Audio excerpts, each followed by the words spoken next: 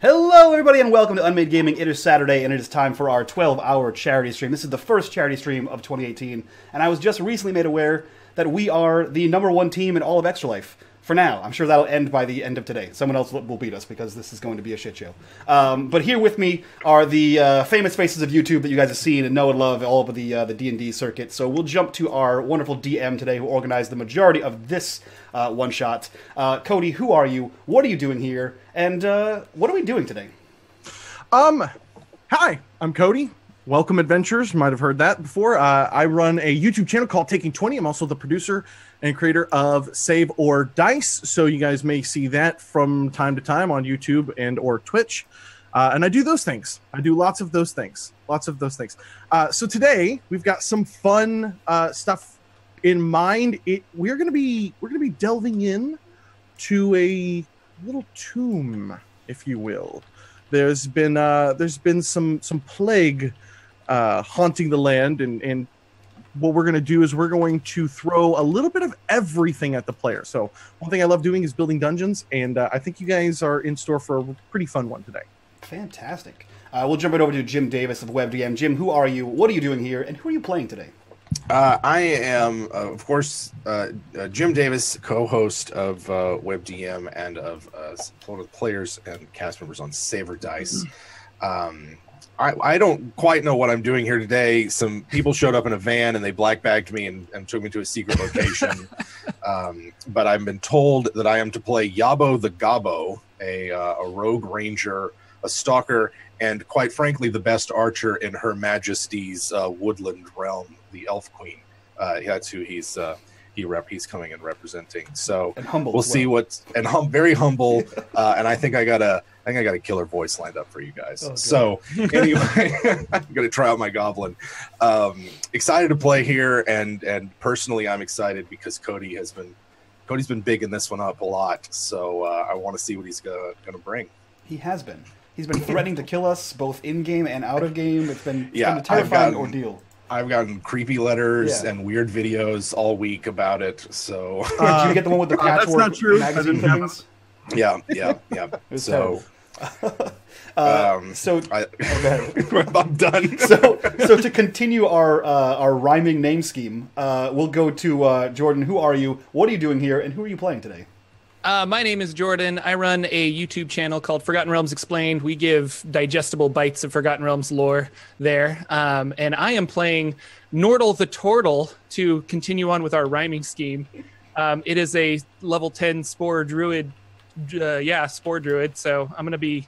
I picture him just being like super disgusting, like covered in like spore threads and like mushrooms on his shell and just like super gross. And I'm excited to be here. It's going to be a lot of fun. Fantastic. And judging by the picture we received from Andrew here, it's going to be a shit show with his character. So Andrew, who are you? What are you doing here? And who are you playing today? Well, hi. I'm Andrew from DawnforgedCast, professional GM and ship poster and meme maker. Expect some of this good times. I will be playing Volk. No, wait. If I pronounce him Voke, then I say Voke the Woke. He is a paladin of the ancients and a barbarian of the wolf totem, a staunch defender of all that is light in life. He loves the wild and hates anything that gets in the way of it. He has a very big club and also a powerful weapon that he's going to bring to bear against the enemies of nature. Oh, perfect. And further continuing the rhyming name scheme, I am playing Maxi the Tabraxi, who is on the last of his 9 lives. He is a drunken monk who has died several times and is back to see what he can do with his 9th life. With that, guys, this is a charity stream. We are trying to raise money for charity. If you look down below in the donation section, you can see all the fun things you can donate for to mess with the players and the DM. And Cody, take us away. So, and you're gonna have to keep me abreast as to what's going on with all the dice rolls. If all of a sudden I have some amazing, wonderful, incredible, possibly sexy viewers out there that are going to donate some dice rolls to the Dungeon Master today. All right, gentlemen. So, Cody, you can't donate to yourself. Why not? So you just it's for charity, Mike. It's for charity. All right. I've never thought about that before. That's actually really clever. So All right, guys. The premise here is very simple. You guys have been, you guys are a part of the Ramathi, and they are, in essence, a guild of secrets, a guild of protection. They are a secret society, in essence, and there has been some trouble in the kingdom of Koam.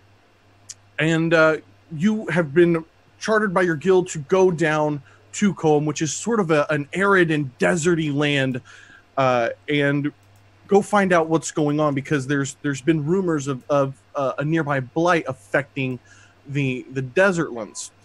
And so when you guys visit Koam, you guys have done some investigation, you guys have talked to the right people, and you got in front of the prince, and he's basically told you exactly that. There was an ancient tomb that his team had discovered.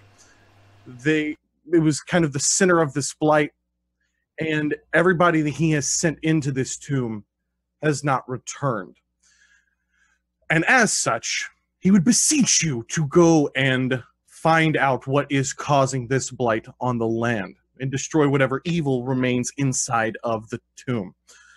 So after a few weeks' travel, you guys find the tomb. You guys have taken samples of the blight. You know that there's some necrotic magical energies going on, and you guys have arrived to a small section of ruin-like stairs that go down into the desert floor.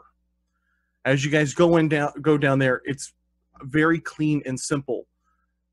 You see at the bottom of this a golden labeled portal. And you can feel the necrotic magics emanating from within. And that is where I will hand it over to you guys. Volk, how are you feeling about this? It is not pleasant to see such disgrace, such blight on the land. No, my friends, my pack. We press on, we go through, we drive it out. I agree. We should. Immediate fail. I didn't expect that it from the land. Just immediately. That's right. Guys, I'm a professional streamer. Maintain my composure. It's fine. 12 hours, buddy. You got 12 hours of this shit. At least this is the first one. Oh God. I have seen this kind of death before. It is great evil. We must take it away. In death, there is a rebirth, but this seems to be just more of a necrotic death. So I suggest we destroy it. Take wolves to me, friends. I will keep you safe as much as I am able, as you put your skills to the test against this necrotic foe. Is anyone here familiar with magics? And Nordal slowly raises his hand a little bit. Perhaps we should investigate together. Sounds like a good idea. I think Yabo is gonna cautiously approach this golden portal. Right, you said there's like a sort of like clean room. There's a golden portal in front of us. They're strikingly clean. I mean, there's desert sand all over everything else. And as you guys make your way into the entrance to this tomb, magic portal, whatever, it's strikingly clean. But it's also crawling with that black necrotic magical energy. Okay. And then I think Yabo's just going to observe his surroundings, see if he can't glean some information about maybe where exactly it's emanating from. And he's just going to crouch down and maybe sniff the dirt and give the area a good once over.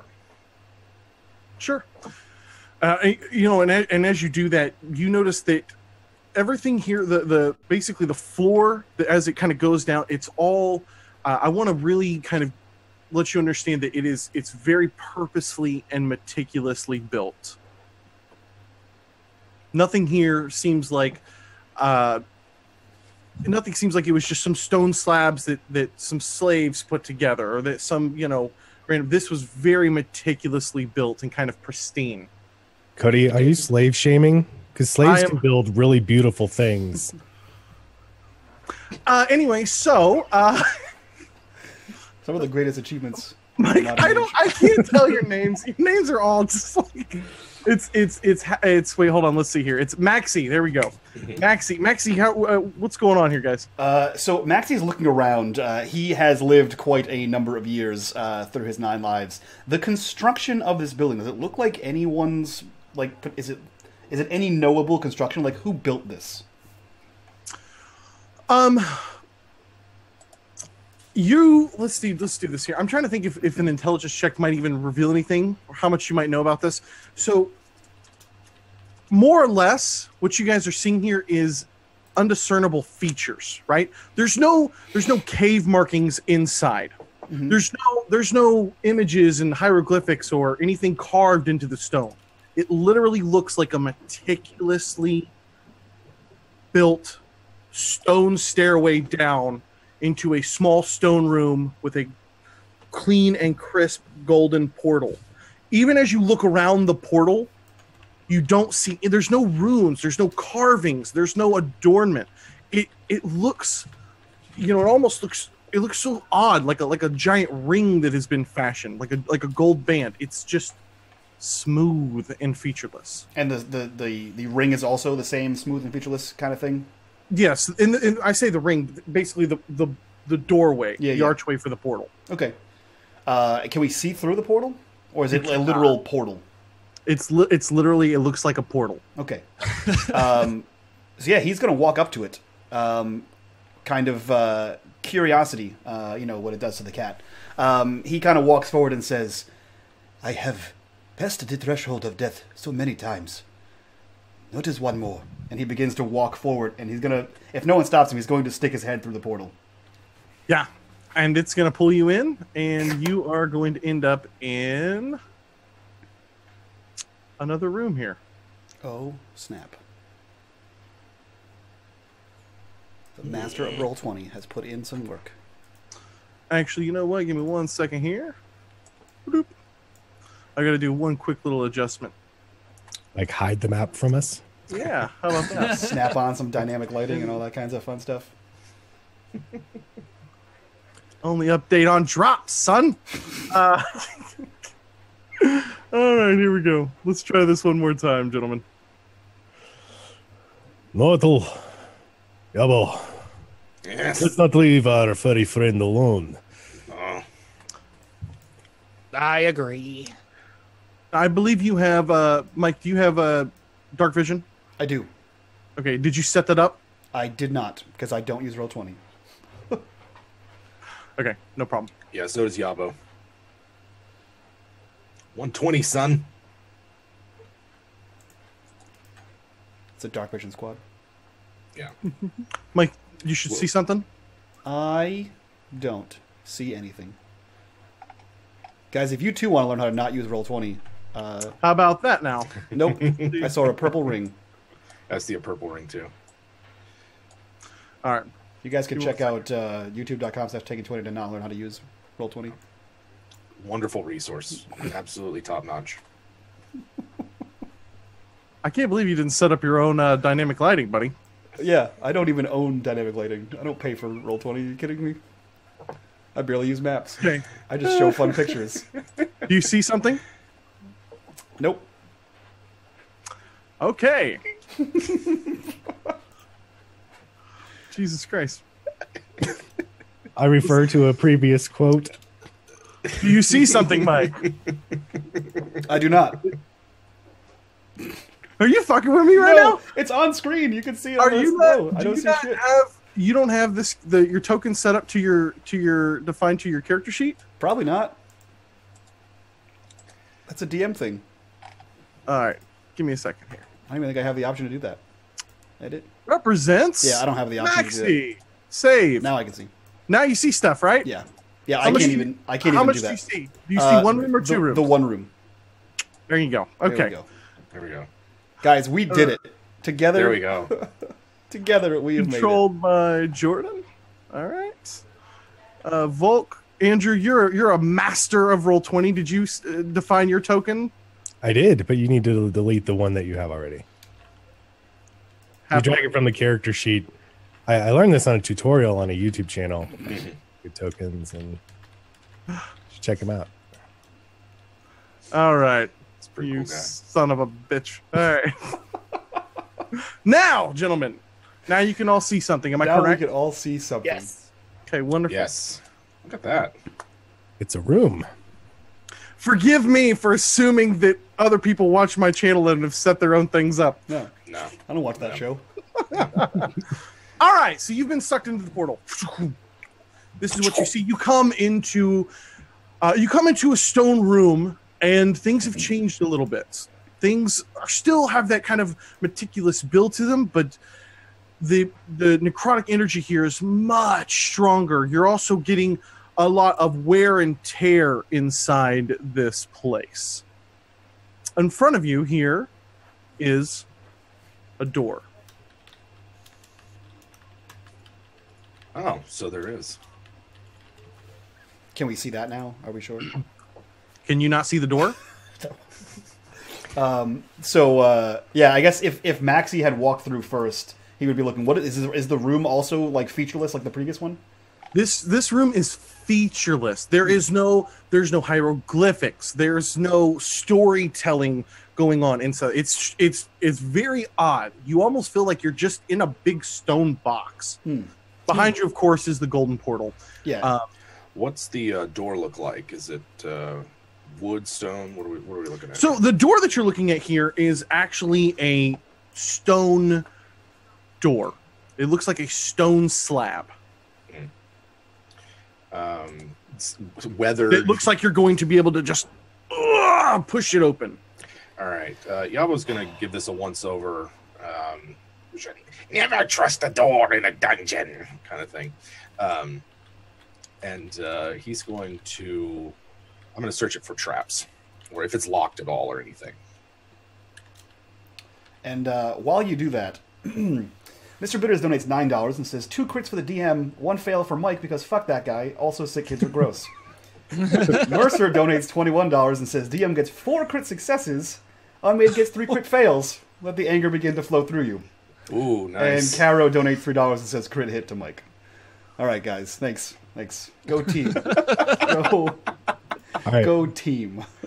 Let's make 17 perception checks and let those be our crit fail. Yeah, right. Yeah. Before we go. So the way we've done it in the past, Cody, if anyone has crit fails, you can call them out and use them whenever you feel necessary. Sweet. So right. I have 4.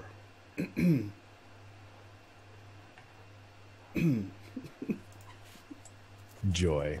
Nice. All right, DM, what do you want me to roll? I can't hear you.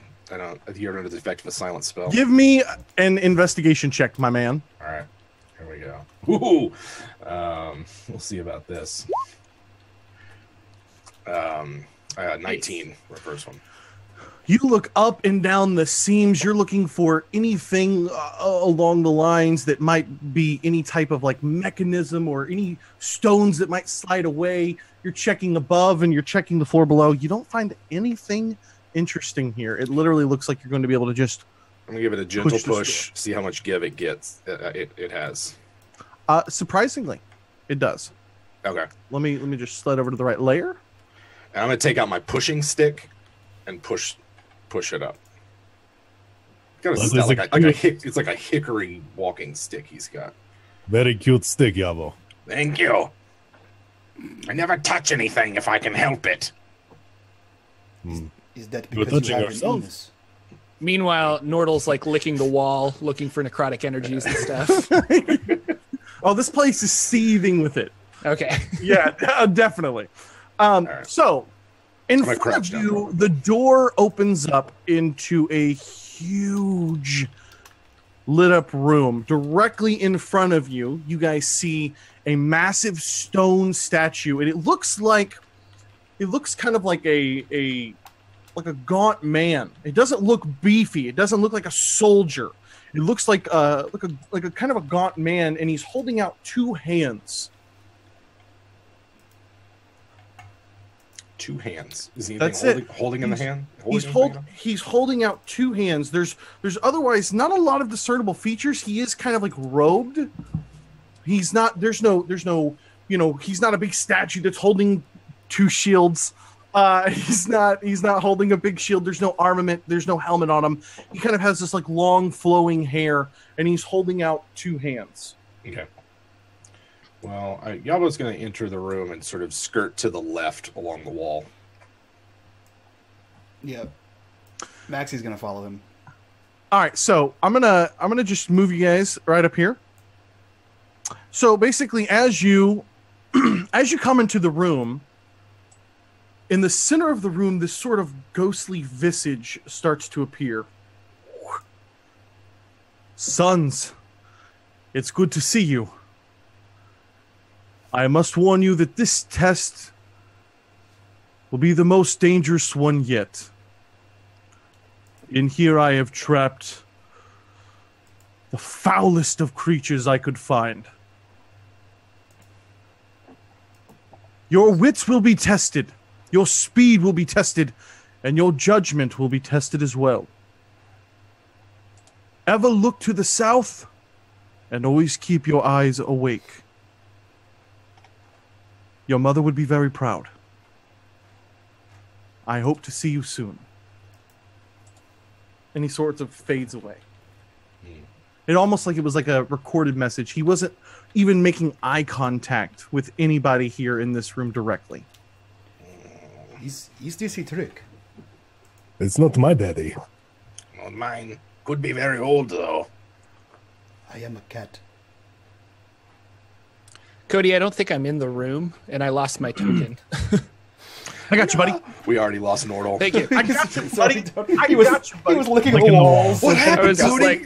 like, oh, you guys left. By the way, I'm not going to deal with setting individual lighting for each of you guys. I'm just going to assume that Volk, you've cast light, lit a torch, whatever you want to do until you otherwise tell me. Pruitt donates $22 and says, "Crit fail for each player because they're professionals and should be able to handle it, and plus one bow for Yabo because I have to continue to work with Jim." Oh, yes, that's true. Mike has 5 fails.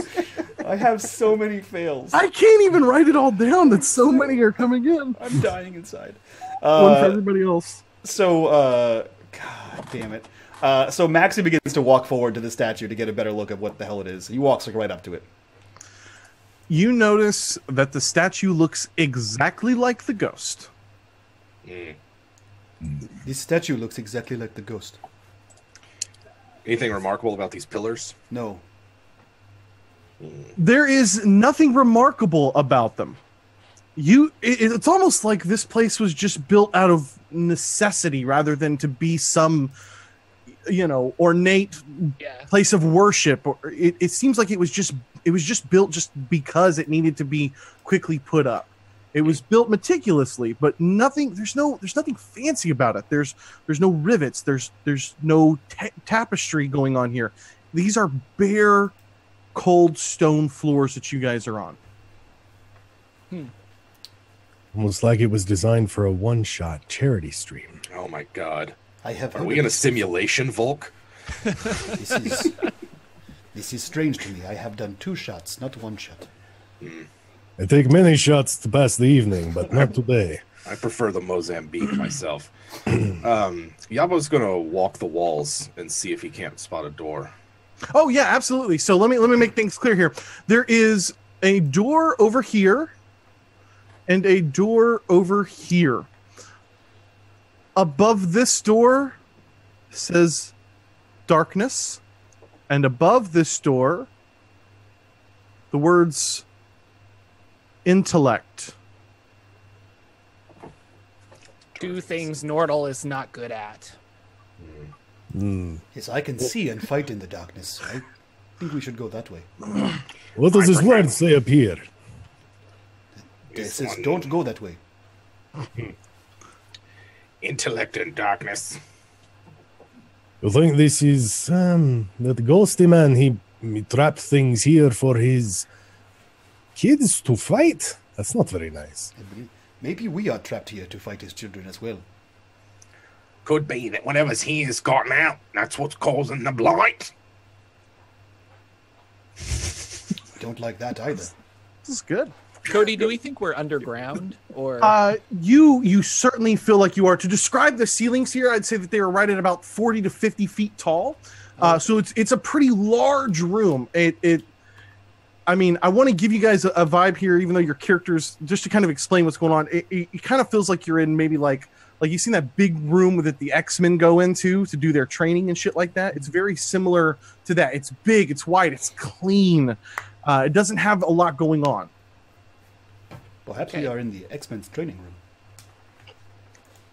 What are the X-Men? Sounds dangerous. It's just a bunch of hard light. We will be fine. Perhaps Well, I we should fear take no your hard darkness. light to the darkness. I prefer the darkness. Where there is darkness, I shall bring light. Where there is death, I shall bring life. Where there is... That's all I remember. Let's go. Great. Bring a torch for the darkness. Very wise. So you guys are going to head towards into the darkness. Yes. Yeah. You guys come up, and this time big brass doors. You can push them open, check them for traps, whatever you'd like to do. Yeah. Push. Someone else is going to push. I'm going to get out of the way.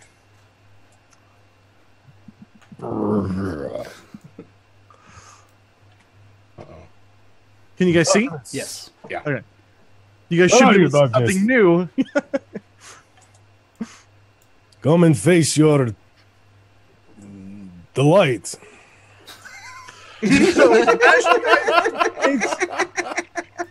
It's very simple what's going on here. As you guys enter into the room, the door behind you closes. Never seen that before. Nope. All right, so Scared you guys. Are these ghosts? Do we see ghosts ahead of us? what you guys see here when you enter into this room is you see basically these three smaller pillars. And attached to each of these pillars is this ghostly figure that has its hands bound above its head. And it seems to be tied down, each of them, with these ghostly, translucent chains. And as you come in, you can see the first pillar here. There appears to be some sort of gaunt human. The second pillar here is some sort of a human warrior, paladin, soldier, something along those lines. And then the third one up top here is actually an elf, and he's wearing kind of a bit of a cloaked over hood, similar to kind of how Yabo is dressed at the moment. This is clearly safe. They are chained up. We should proceed. As you guys round the corner, over here on the there is a pillar right here on the map, and yeah, because you guys can see that. I guess it's one of the things I forgot. And there is a purple gem sitting atop the pillar. Etched into the pillar, it says, "Speak the names." How And high as you- up on the pillar is this gem? Oh, dude, it's not really a pillar. It's like a oh gosh, like plinth. yeah, it's about waist high or so. Okay. It's like you can just reach down and grab it. As you guys enter in, Is there any names around here? the ghosts begin to talk to you guys. Please, my friends, you must help me. You must get me out of this place. It is not safe. The second guy. This is coming from kind of this bottom guy here. And then the other two are following along. Don't listen to him. He is trying to trick you. You should save me. I have served far too long for sins I did not commit. You should vanquish both of them and relinquish me. I am a paladin. I am here to destroy the evil, and yet I've been imprisoned. You are no paladin. You have fallen. And these three continue to bicker amongst themselves. You would see Maxie completely enamored by the gem, hands out, walking towards it like Apu from Aladdin, just walking right towards it like he's about to take it. Wait a second. What? Grab his tail. Ow! Why do you grab my tail? Stay your paw just a moment. But it is a shiny. It is a trap. Volk will be able to see which one is telling the truth. Indeed. Although they are all spirits, which they are unsettled, they should all be put down and released to the next world. Don't you I think? agree. None of them should stay here. You must choose amongst us. Speak two names and set the third one free. And that should be me. What are your names, anyway? And you see the elvish kind of cloaked man kind of pause for a second, trying to figure out if he should trust you. And then you have the kind of human at the bottom here. And by the way, somebody give me a perception check. Give me 2 perception checks among you guys. There we go. All right, all you. Screw it. Everybody except for Andrew. Why'd you roll twice, buddy? You said give me 2 perception checks. I meant like amongst the group. All right, so we'll take your 10. Yeah, you guys, everybody except for Volk sees something protruding from the human here at the bottom. He's probably a vampire in a previous life, so it's really strange to see a vampire spirit. It's really striking with their teeth. They're almost overpronounced. The one that claims to be a paladin? No, this is coming from the first one. Ah, okay. His name is Salthil Leonaris. He is an assassin. At least he was. Oh, like you're any better, vampire. You are servant to the dead. If they should release you, it might bring their doom. It is true I serve the dead, but I am no threat to these people. You should vanquish both of these. The assassin and the necromancer. What are your choices? I am a servant of good. You are no servant of good. What if we just say all of their names and let them all die? Did you say this out loud? Yeah. From the vampire. The gem can only hold 2 souls. It is designed as a test.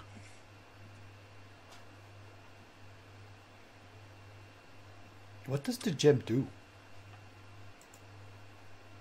I do not know. It is instructions I have received from someone. From Daddy? No father of mine. From Daddy. Nordal's What are you waiting for? I'll tell you both of their names. That's Dragon. And that's Renwick Fall Hollow. Do any of those names sound any kind of familiar at all? Yeah. I would give you guys checks, but I'll just tell you these names are from more than a millennia ago. Okay. Just so you know. What happens to those whose souls are put into the gem?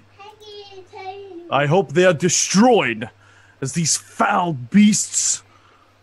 I am no beast. Deserve a wretched existence. Smothered into nothingness.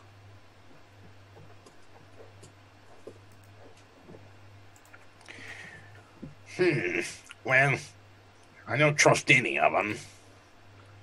And, Other than Volk, I never met a paladin who was under something dark secrets in his closets. How did you come to be here? Who are you asking this to? Any of them. Whoever responds to that question.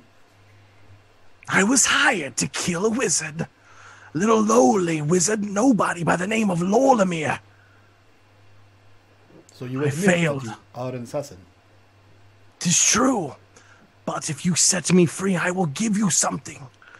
Something valuable to help you. Something to help you resist the magics here. I vote that one. I like valuable. Let's hear them all out. Huh? I am a servant of the light. I was drawn to the tomb and its evil, tried to vanquish it, and I failed.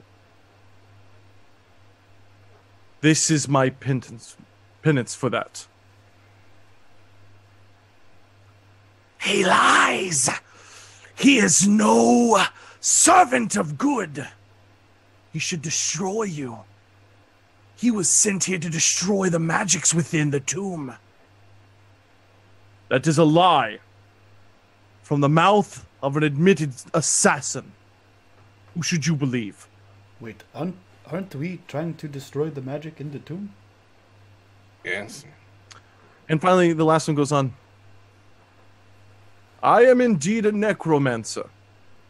My affinity for the undead drew me into the position that you see here. I used to serve my master. We also were drawn to the tomb.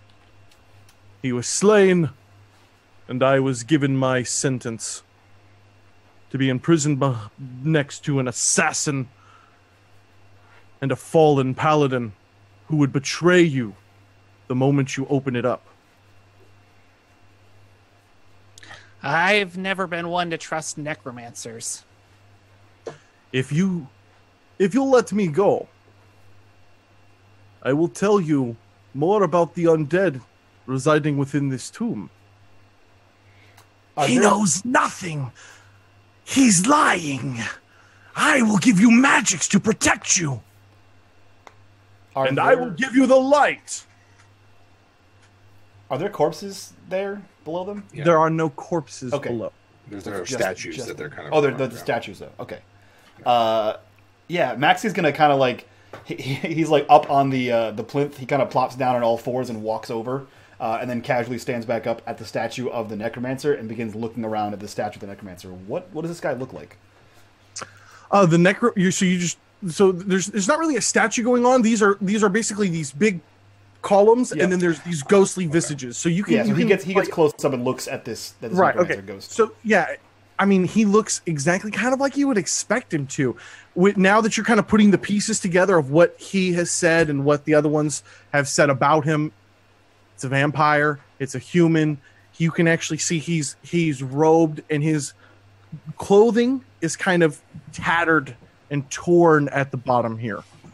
But outside of that, he's wearing wearing some kind of like rings that maybe might be magical. But again, this is nothing tangible. It's a ghostly visage. Necromancer, what? You said you were drawn here. How did you die? I was killed painfully in a bath of blood. That does sound terrible. I hate baths. But you were licking yourself quite vigorously just before we came down here. That was a different thing entirely. That was for me. Some me time. You don't judge Gabo with his stick. You don't judge me with my bath. No, nor should you. Not passing judgment, just making observations. I can call upon the lights and life to make them speak true, or at least we know if they are lying.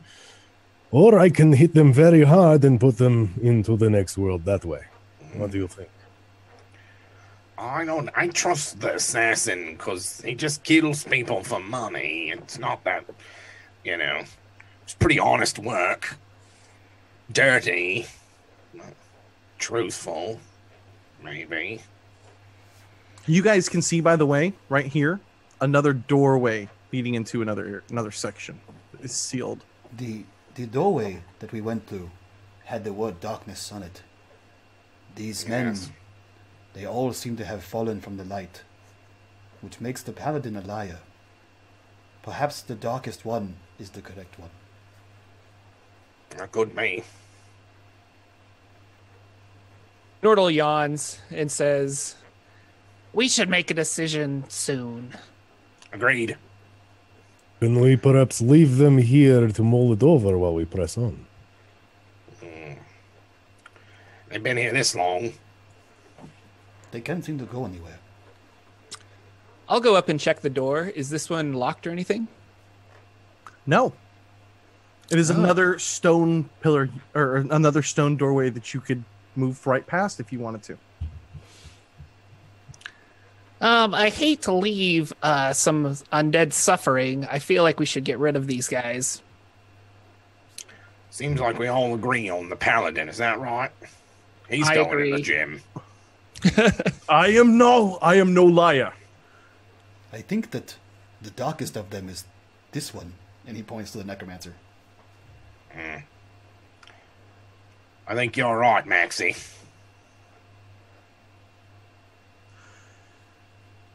I am telling the truth. I will be happy to help you. I will give you far more aid so that you might make it out of this place alive. More than these two. I have a magic item that you would never find again. Yes, well, this one. And he motions towards Nordal. This one will do magic to keep us safe. And this one, and he pats Volk on the lowest part he can reach, and he says, "This one will keep us safe." Yes. Grab the crystal and speak their names. That is Solthiel Leonaris. And that, pointing to the paladin, is Renwick Fallhollow. And what is your name? My name is Dragon. We have all the names. Vita, guide our decision. Help us know which one should be the right. I'll use Divine Sense and Zone of Truth. Let's focus in. What does my goddess say? Oh, All right, here. So, neat. okay, got it. Yeah. All right.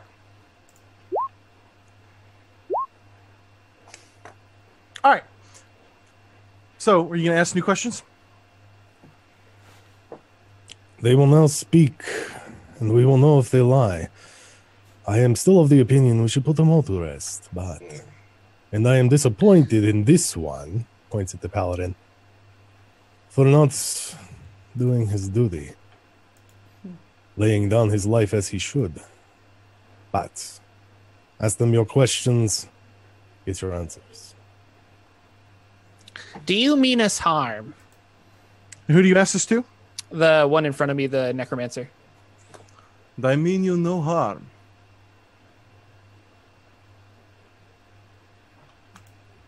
He seems like a legit guy. I don't know. Yes. I'll ask the paladin, do you deserve redemption?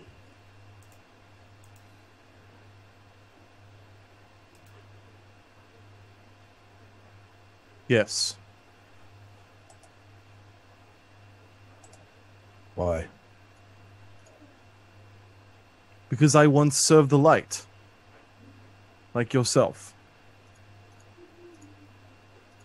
Does that not make one deserving of redemption?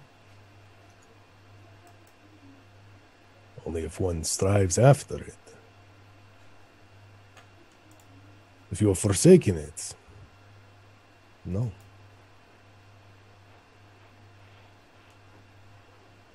He doesn't answer.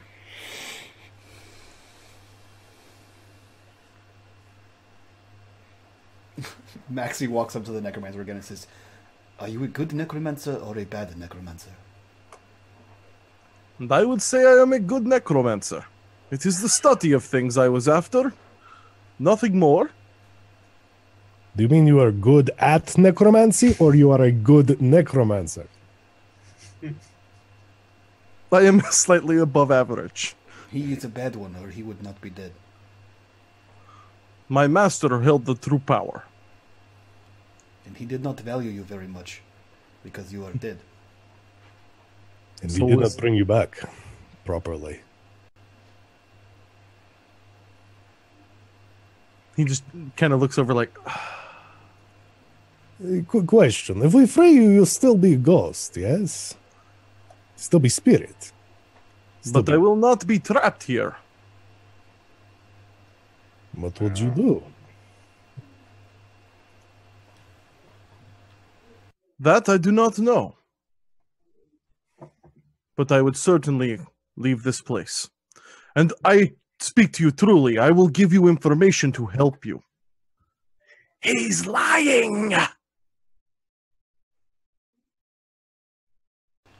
He is not lying. We would know. Kind of like, Free me! I will give you a great magic! What is it? It is a ring! A ring I used for many years to protect yourself. Our tournament slots are already full. Let's kill that one. All right, guys. So at this point, for brevity's sake, what's the decision amongst the group? To leave? To take one of them up on their offer? I still vote that we free the necromancer. My logic is like necromancer's bad, and the other door was intelligence, right? yeah. I think if we're gonna free one, it should be the necromancer. But I'm fine with wasting them all because they're still ghosts. They're still gonna be a problem down the line. Nordal is hesitant about the necromancer, but likes the idea of information on the undead in this area because he wants to put them to rest. So let's free the necromancer. So, I assume one of you grabs the crystal and speaks both. Yeah, I'll do it. Leonaris. Okay.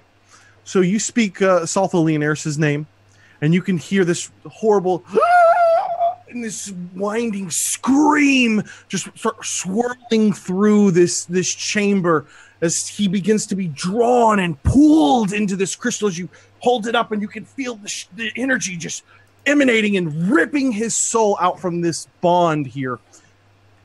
And you can see the fear in Renwick's eyes as he realizes that his fate is probably next as well. As you speak Renwick's name, he goes through the same torturous thing. And the shard, as soon as you hold it up, just immediately beams off to the chains holding up Dragon. And he... That was an unusual feeling. Trust me, those two brought more death to those than I ever have. Use your second chance at life-ish to do better than you did with the first. Also, your accent is very familiar. Are you also from the Northern Tundra? I am. I Do you make know good... Brunhilde? And he looks back. What year is it? I don't know. This year? This year. And so he goes, as promised, in the final chamber, you will face a great evil. You will face 3 sisters, furious and terrible. The secret to defeating them lies in their skulls. Trust me, my friends. And he wafts back and he's gone. Well, that was not useful. If we hit them in the skulls, that's obvious. Could be he meant their brains. Perhaps there's a skull artifact or something. True.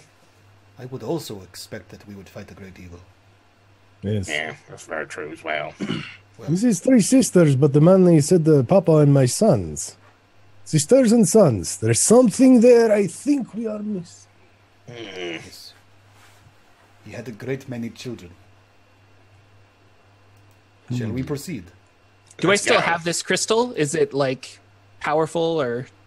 You still have this crystal, but the 2 energies that you sucked in and it was kind of emanating this purple swirling light from it, that's gone. but the crystal is still there. It's just opaque again.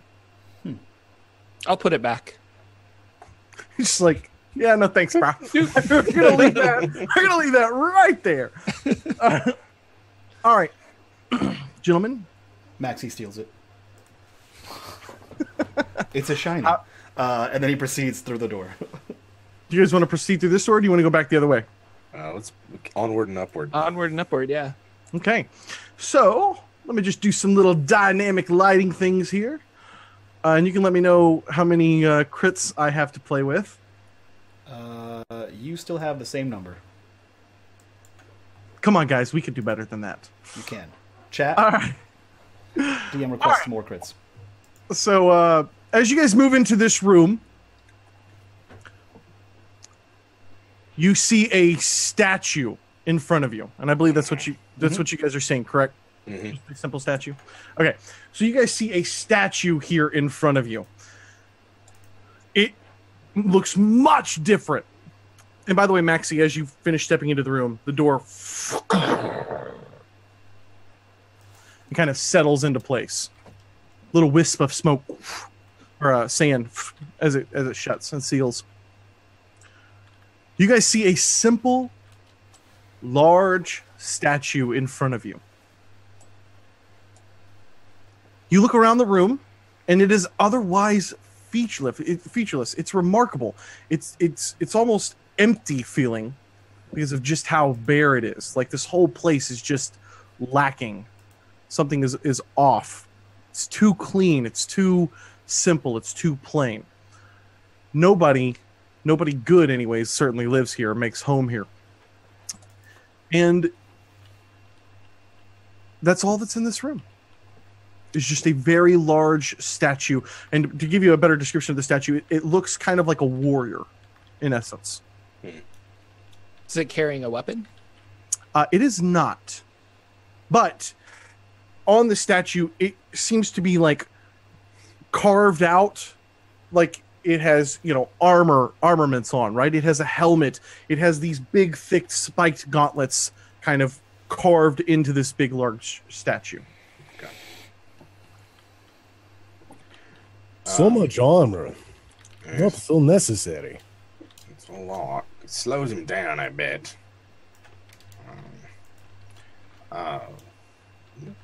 Walk around the room. Maxie, I found a friend of yours. No, I don't like other cats. I am not a cat. Not a cat sort of guy, huh? No. Are you a lampshade kind of guy? Cause No, I do not like the cone of shame. He just had a snip. Have you had your snip? yeah, no. We both know that I was licking myself earlier. That is a no. Yes. Does this statue bear any kind of marking on it, or it's just armor clad, looking like a badass? It just is armor clad, looking like a badass. Mm-hmm. You guys What does the ceiling look suddenly like start to feel a little... And at that moment... Volk, was that you? Only a the little bit. lights go out. Oh. And you'll have to tell me, Mike, what you're seeing here. I see the whole thing still. Okay, great. So, what I'm going to do is I'm going to turn off your dark vision, buddy. Oh no. And does anybody else still have their dark vision on? Nope. I don't have mine on. I mean, Andrew, can you still see, bud? Andrew can see, Volk cannot. Okay, great. All right, so you guys see complete blackness. And you can hear... Would you like to roll me initiative? I wouldn't like to, but I'm going to anyway. mm-hmm. I'd like to grab the two nearest me and pull them close. I think it's the turtle and the cat. So you Alrighty then. Alrighty then. This... Yeah, I have to select my token, but I can't select my token. Yeah, me too. God, that's gone. It's gone. So while we're doing that, AK Sorcerer donates $20 and says, "Thank you guys for such awesome D&D content. It's always entertaining. Hope you guys are able to reach your donation goal. Such a noble cause. Woo woo." And Kit donates, fuck you, Kit, $6. Taking 20 can take a 20, and unmade can take a nat 1. Fucking hate. You have the fans love you. They're the worst. They're the worst kind of people. Give me 1 second, guys. I'll get you. I'm just setting a couple things up here. The worst kind of people. Thanks, guys. You're the best. Don't listen to what anyone tells you. We'll see you in Discord later.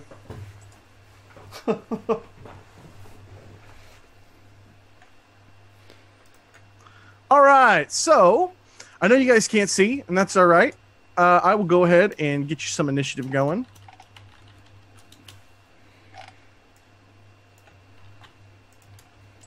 You should be able to roll it on your sheets. Yep, it's rolled. Yeah, it's rolled. Oh, okay, there we go. You just got to add to the tracker. Gotcha. Yeah, you gotta add it because we can't click on our tokens. Bum, bum, bum, bum, bum, bum, bum, bum, bum, bum, bum, bum, bum, bum, bum, bum. Flagged for copyright now. Yeah. Yep. Demonetized. Yep. Thanks. All right, we got 2 Yabos in there. We don't need that. Let's go ahead and add this bad boy. Let's go ahead and add this bad boy. There's only one bad one. Mm-hmm. Sure. Whatever you say, my man. You put too many in there. All right, so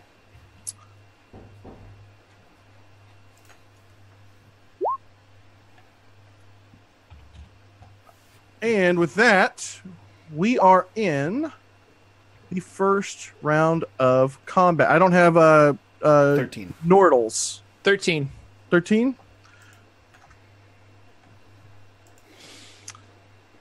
Descending. All right, so that brings us up to Yabo.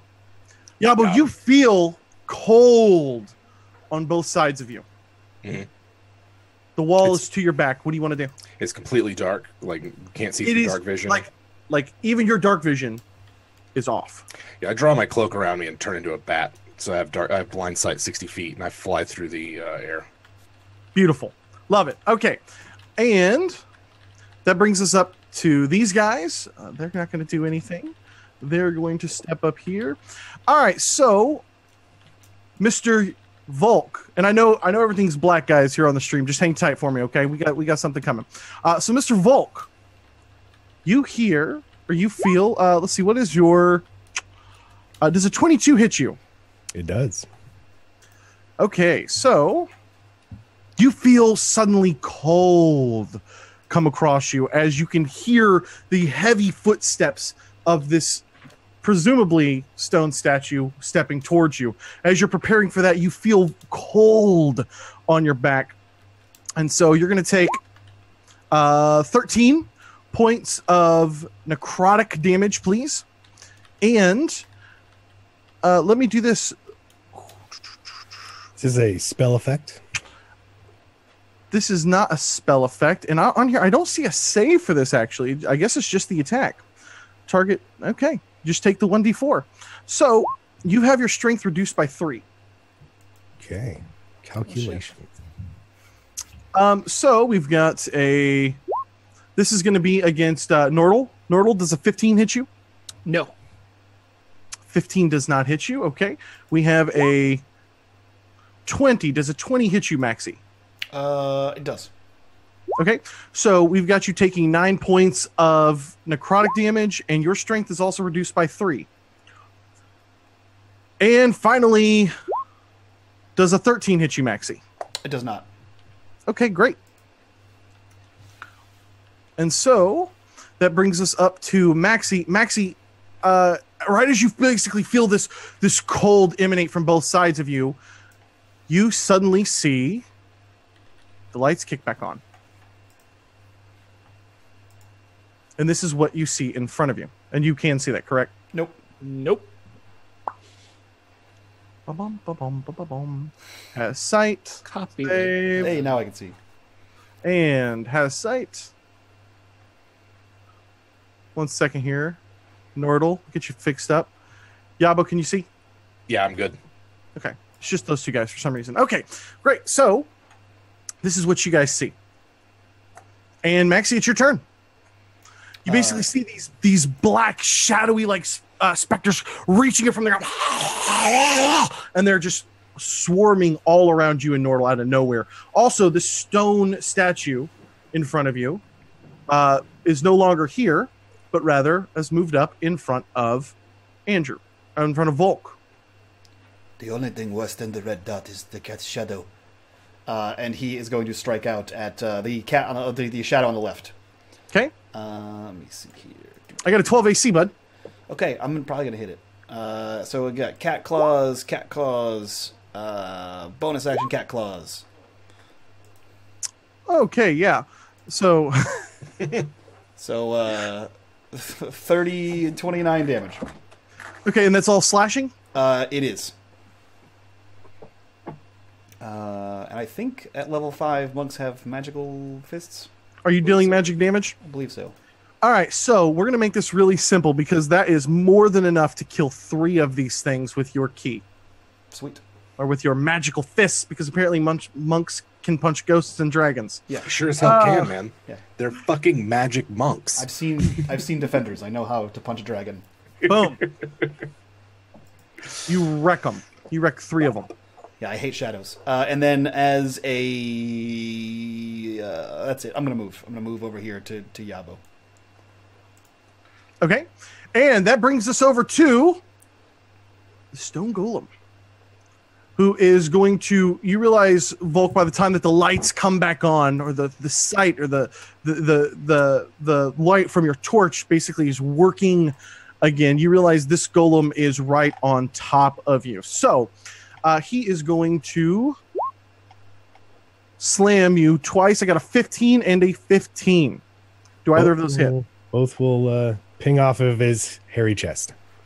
Man, look at that. 2 5s on that. All right. So Yikes. you just in time come back. You lurch to the one side of boom. It slams to the ground. The other one, boom, slams to the ground. You're able to knock the second one aside. And that brings us over to... One second, let me get my screen in order. That brings us over to Nordal. Nordal, you're up, my man. I'm going to cast Primal Savagery. My claws extend, and I'm going to slash out at this guy in front of me. Yeah, okay. Give it to me. 13 acid damage. 13 acid for how much? Oh, 13. Okay, so it's a 27. You're good. 27 to hit, yeah. Yeah, absolutely. And 13 acid damage is enough to, in fact, drop this thing. Sweet. So, And then I'll move over here. Help my buddy. Volk, you're up. After dodging the 2 powerful blows, though still reeling a bit from his strength, he hefts his maul and swings it, just roars in rage, and smashes the maul into the creature twice, recklessly swinging and raging. I've got an AC of 17. Okay, the first one misses, and the second crits for 30 damage. I thought you had a 20 right there. Oh, the attack. Oh, yeah. So they both hit. Okay, so yeah, I've got a 17. So, and is this calculating in the new strength? It's 57, and then subtract 2, 4, so 53. 53 damage. Yeah, absolutely. You 100% just smash into this thing once and twice, and you're drawing all your strength. It feels a little odd because of your sudden weakness, so you are still kind of reeling from that just a little bit. Do you want to move, buddy? No, he's perfectly fine where he is. Yes. He's just planting that flag. All right, and that brings us over to Yabo. So Yabo saw what short work Maxie made of these shadows, and so flying through the air, he's going to land right over here, and I'm going to stop concentrating on the spell, so I'm no longer a bat. Okay. And use my bonus action to cast. I don't want to use Hunter's Mark yet. I'm just going to use my regular bow attacks here against this stone golem. And let's see, where are my attacks at? The first one, 21 to hit. 21 to hit is good on the. You're talking about on the shadow, correct? Talking about the stone golem. The stone golem. Yeah, that's good. You got a 17 there. Okay. And then for that first one, that's going to be 16 damage. That's going to be 17, 16, 23 damage. That's with my sneak attack. Where are your attacks at, bud? There should be in the chat window, yeah. I got a 21. Am I the only one not seeing them? Nope. No, I don't see it either. Are they whispered to yourself, perhaps? That's possible that they are being whispered to myself. Does it look yellow? Guys, you I heard just it got a here note. first. Yeah. Jim Davis is cheating. Yeah, cheating. I actually just got a notice that I was no longer connected to the Roll20 server, so that could possibly be it. Are you still in? Can you see your numbers? I'm about to reload and see if that'll help. All right. Chat, what did he just say that he did? He did a 21 for how much? 23. 23? Yeah. That was my first attack. Yeah, you're good. And then what type of damage is that? Magical piercing. Okay. You have a +1 bow, don't you? Yes.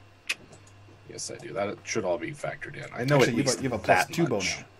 Yeah, +2 because somebody bow. bought you one. That's what- true. Thank you very much. So that Pruitt should or be something. 24. Pruitt did. Thank you, buddy. We look out for each other online. Clearly. We're about to have some fun here. Just a minute, guys. Second attack. Let's see. Here we go. Can you see that? Am I still whispering this to myself? No, No, you're I can good. see. 31. Because that's a crit, isn't it? Holy That's shit. pretty good. That's pretty good. So, Mike, tell me, can I use this after they roll? Is that how that works? Can I make It's for it charity. work? Use it whatever the fuck you want. I wished I'd save my sneak attack, so it's just going to be my regular damage here. So 11 plus 3, 14 damage for the second one. For 14. Okay, no problem. So, yeah, absolutely. You land back down. You realize that the shadows aren't going to be a problem, and then you fire off a couple of quick arrows into the back of the stone golem. Big chunks as they slam into the back thing, and go sparking off with this magical aura, and that brings us back over to Maxie. Maxie, as you get ready to move over to these other shadows, global illumination goes away. Damn it. Eh? Uh-oh. All right, so did that work for you? It did. Did it go black? Okay. Yep. What up, buddy? What do you want to do? First, I want to look over here and say Mercer Fires donated $20. Cody, you've already seen what that is. Cyanide donates $15. Says, loving the Saturday morning D&D. Critical hit for all PCs and a critical fail for the DMs. Suck it. The good guys need all the help they can get. And Yes. then Troz donated $3 and says critical hit for Cody. So that's I've got crit a- for everybody. Fail for Cody, another crit for Cody. So I've got, dude, I'm about to. Don't worry, guys. For those of you who are like, why isn't he using them? We're about to get it. So Worst day ever. Okay, cool. Do I guess they're fucking shadows. How am I gonna know? there's shadows in complete darkness. Yeah, so I can't. Do they don't have like a feeling, right? They don't like wisp by me. I don't feel that. Right? You don't. I'm grasping at straws. You don't get any sort of Dementor vibe going from them. No. Cool. Good. I'm glad. Yeah. So I mean, he knew where they were before the shadows happened, so he's gonna lash out with his claws in those two directions. And I'll roll you some things to see if I hit anything.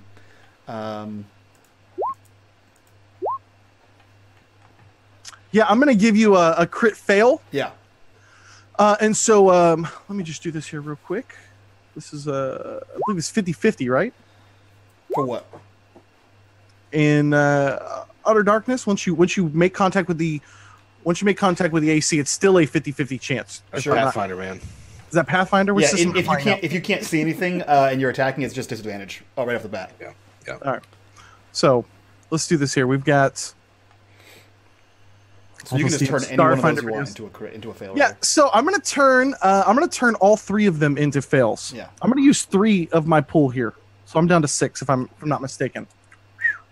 I'm gonna fail 3 of those, buddy, That's good. Thanks. I appreciate in that. the utter darkness. Yeah. Actually, you know what? I don't have to fail the first one, so I'm only gonna use 2 of them. Okay. So I am. So down. yeah, right as you get up to attack, the lights go out, and you utterly miss. That brings us over to the stone golem.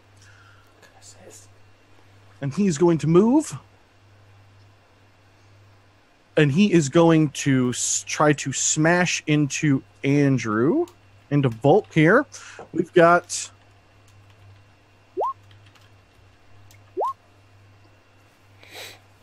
I've got a 16. Does that hit you? It does not. Okay, I've got a 26, which I'm assuming hits you. It does. And... that's going to deal 26 bludgeoning damage. Halved because of my powerful main. There you go. And that is going to bring us over to Nordal. Jordan, you got the mute on, bud. I do have the mute on. Thank you. I guess I'll Primal Savagery the giant stone golem that's hopefully close by still. Okay. Well, you got wolf pack, so you get advantage from me, but then Disadvantage? You feel like it moved a little bit away from you. Not Walk much. into it?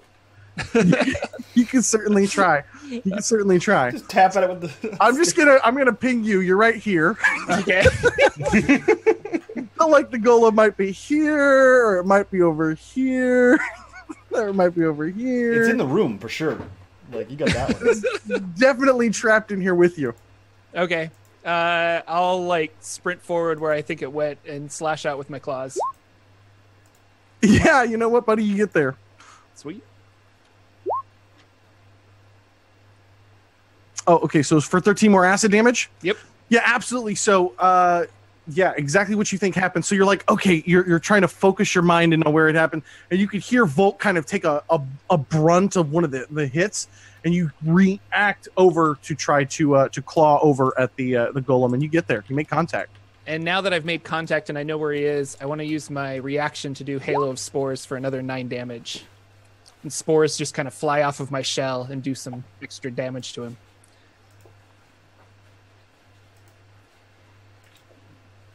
Okay. Yeah, why not? All right. Let's go that route. All right, let's go that route. It's for charity. All right. Spore damage for charity.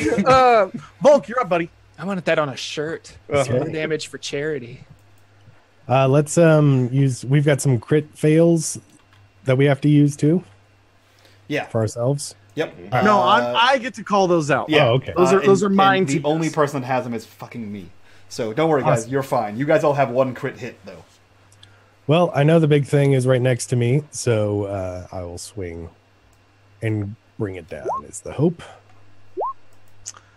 A 15 and a 15 does not get there. Okay. Crunch, crunch.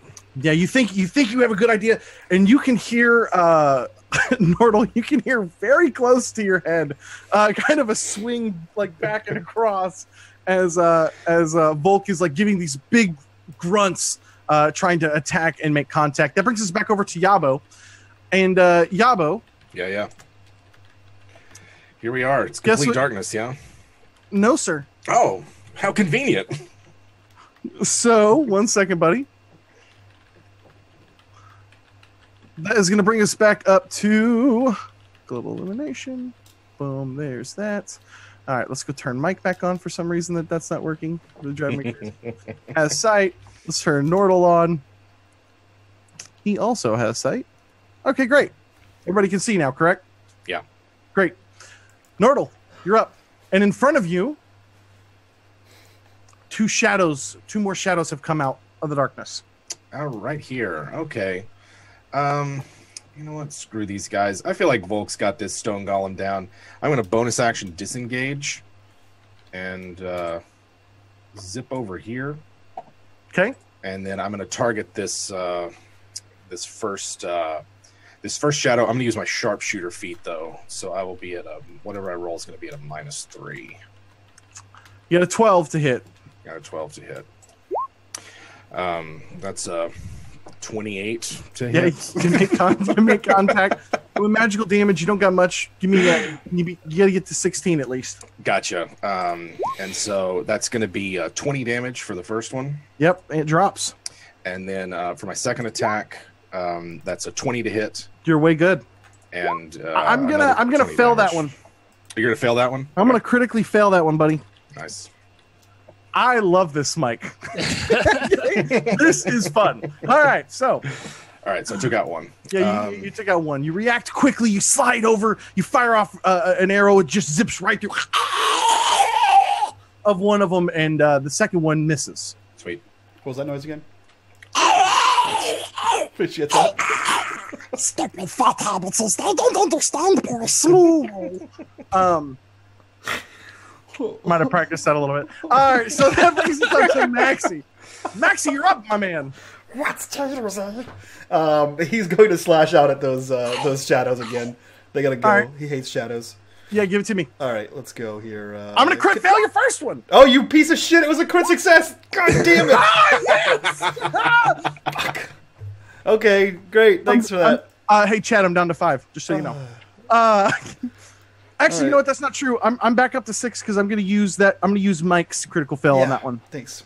Oh, you're at full. You have all your hits back. I used mine. I had so many from chat. So all right, so I'm down to 2. The 13 gets there, and 18. Yeah, they both get there. So you deal 8 and 6 to one of them. Yeah. So yeah, you're gonna drop one. Cool. And then he's gonna position himself away from that giant thing and towards this other one. That brings us over to the stone golem, who I'm going to give a critical success to. God damn it.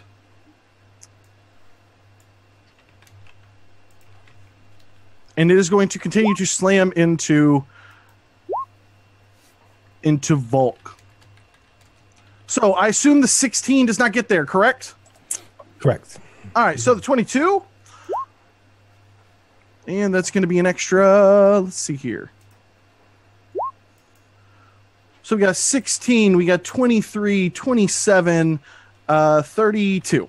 32 bludgeoning damage, please, sir. Okay. Divided by 2. And that brings us over to Nordal.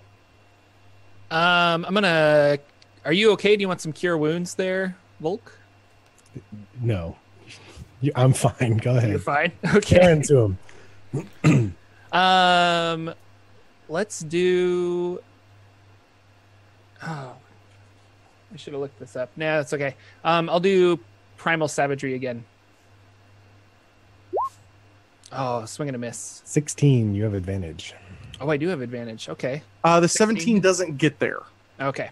You have a crit hit? You have a hit that you could push that through.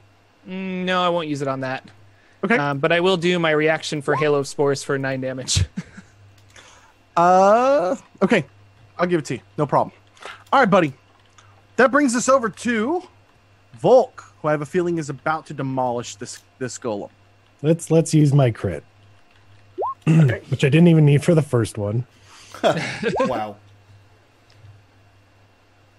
Give me the extra damage on the second one there. So 29 and 32. So 61. Volk, describe your killing blow for me, buddy. All right. He's going to, as the turtle swipes and spores come off of him, he's going to quickly jump onto the turtle's back and then gaining some leverage, two-hand his maul down through it with a thunderous boom and cracks right down the middle. And as it cracks right down the middle, something incredibly bright, like just this huge flash of white light begins to sizzle kind of from the middle of this thing, shine through, poke through, and eventually so bright all of you have to shield your eyes. You hear the shrieks of the shadows as they basically evaporate in this light. I stare And- directly into it. All that's left amongst the rubble is a single glowing orb. Does it look like shiny treasure? It does look like shiny treasure. Oh, fuck yeah, it does. Maxie immediately hands out, begins walking towards it. What color is it? It's kind of like a pearlescent white. Okay. It looks so bright and pure, and it's stark contrast to what you guys have been seeing here earlier. Maybe a weapon against the darkness. It is glorious. It is her before me. A little bright. At the same time, the door Right. opens back up, and at your feet, below you, you guys see all of the rubble left over from the golem kind of shift down into sand and it starts sliding across the room as though somebody very large is kind of like blowing it in that direction, and it starts to build back up at the feet. And the golem is back in place. Ooh, neat. Guys, close the door again, quick. Quick. Just gonna slink over here. If we defeat it again, will we get more orbs? I think we can get unlimited orbs. More experience. Randy. Let's farm this for a few hours. We're just gonna level up in here. We're gonna grind this out because I heard the boss was real as shit show. If you guys can divide amongst yourself, 8,700 experience for this room, and another. Let's go 2,000 for the social encounter down there. Cool. What would you guys like to do? Did anyone pick up that orb? Not yet. I'm staring at it. It's light. I don't want anything to do with it, really. It's quite bright. Yeah, if no one picks it up, Maxie walks over and then picks it up and then immediately falls down on the ground and begins playing with the ball.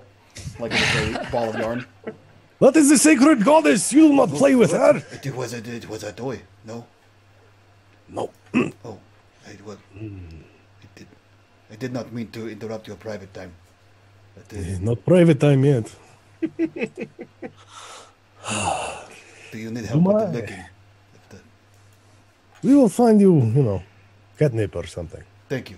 I appreciate that. Sacred light should not be toyed with on the floor. Where should it be played with? A bath or He does not like bath. I don't like that. got no baths. Well, it is time we go to the smart room. I believe. Yes. Intelligence room it is. So you guys are gonna, I assume, just shift down here. All the doorways have been opened up. Let's get on the right. Let's get on the right layer there, Cody. It's not like you teach people how to use Roll20 or anything. And so It's not like that at all. you see how perfectly all this dynamic lighting is set. It's really, really impressive. Let me go ahead and just shift you guys all over here so you can be centered for me. And so, as you guys come out of the initial hallway, the dark room, you basically see the doors behind you. Cody, I don't know why you hate me, but I can't get past that door. Maxie, no! No. Thanks, man. That's because, it's called restrict movement. I'll teach you about it on my channel. No, I'm never going to use it. I play Third of the Mind. I don't have to customize anything there. It just works all the time. It amazes me since I've been using Fantasy Grounds, I haven't ran a game in Roll20 in probably 8 months, and I think that would probably surprise people. So, all right. What do you guys want to do? Go through the other one. Yeah. What a concept! All right, so Mike, why don't you update me on what kind of toys I have to play with here? Alrighty. You have this. Because that's just the most fun I've ever seen. Bullshit. Fucking chat hates me. So you have 5 critical hits to use. You have 1 failure to use on yourself. Jim has 3 hits. Jordan has 1 hit. I have 2 fails left and 2 critical hits left. Sweet. All right. So in front of you, as you guys push open the doors, and they kind of slide and glide almost to each of the sides. The in front of you opens up into a hallway that kind of with a little bit of a bend to it. Nothing spectacular. Again, nothing ornate about it. Nothing special about it. Yabo's going to sneak ahead and see what awaits us around this bend. Okay. As you sneak ahead, bud, you see something very plain and simple. You see another set of doors. This is a hallway of doors. Yes, I'm sensing a pattern or something here. So, what do you guys want to do? Maxie slinks between the wall and Yabo and sort of rubs on both around the corner and then to the door. It felt nice. I agree. Thank you. I like your stick. You're very soft. It's a good poking stick, scratching stick for the back. Yes. Are you opening this up? If no one stops him, he'll get off all fours and begin to push the door open. Yeah. So I'm assuming that you guys are going to move it all into this room, correct? Yeah. Correct. Yeah. All right. So here's what's going on. We're going to take you guys. Let me just set you here and explain what's going on because we're going to take you to another map. Oh. I've got a very, very special encounter planned for you guys that I'm very excited about. Let me copy paste. So let me slide you guys over here. Now, Mike, you're gonna I can tell you, Mike, right now, because you're running the stream, you're gonna have to scroll up and down several times. Yep. What you guys see here is this.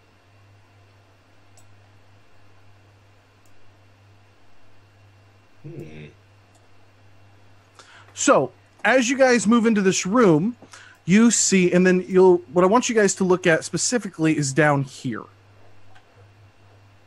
So in this room, let me zoom out a little bit. In this room, you guys see just scattered all around the room. You guys see all of these sarcophagi, these tombs, these basically places where people would be buried in here, kind of like a catacomb.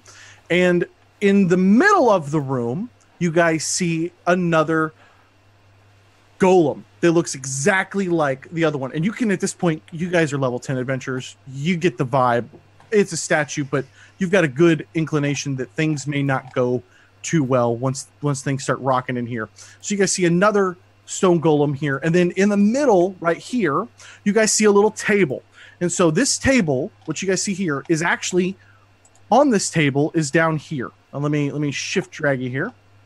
So down here, you see these 3 long metal poles that are about 27, 24 inches high or so, really long. And on here are these simple metal rings. And so on the third pillar, you can see where it actually has, in a circle around it, actually kind of lays into the stone, almost like you need to take these things and put them on the third, slide them over onto the third thing. So that's kind of what you see here in the door, or excuse me, here on this table. Okay.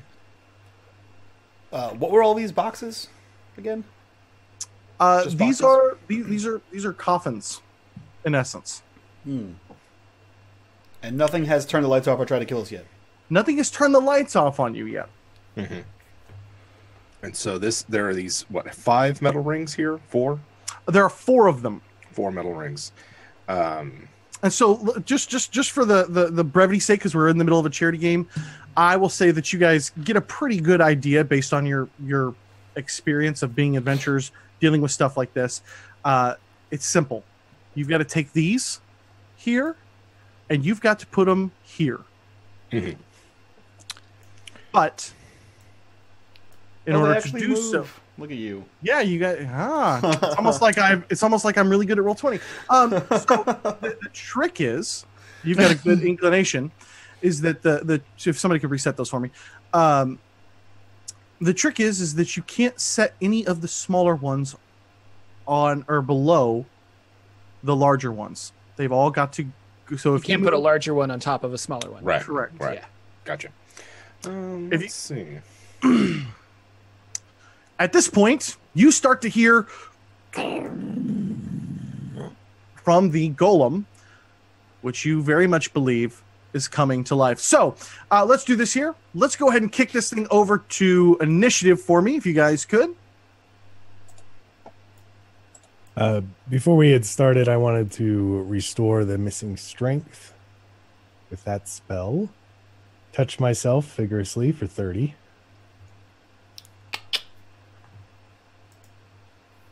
And initiative. Ooh, I can click me now.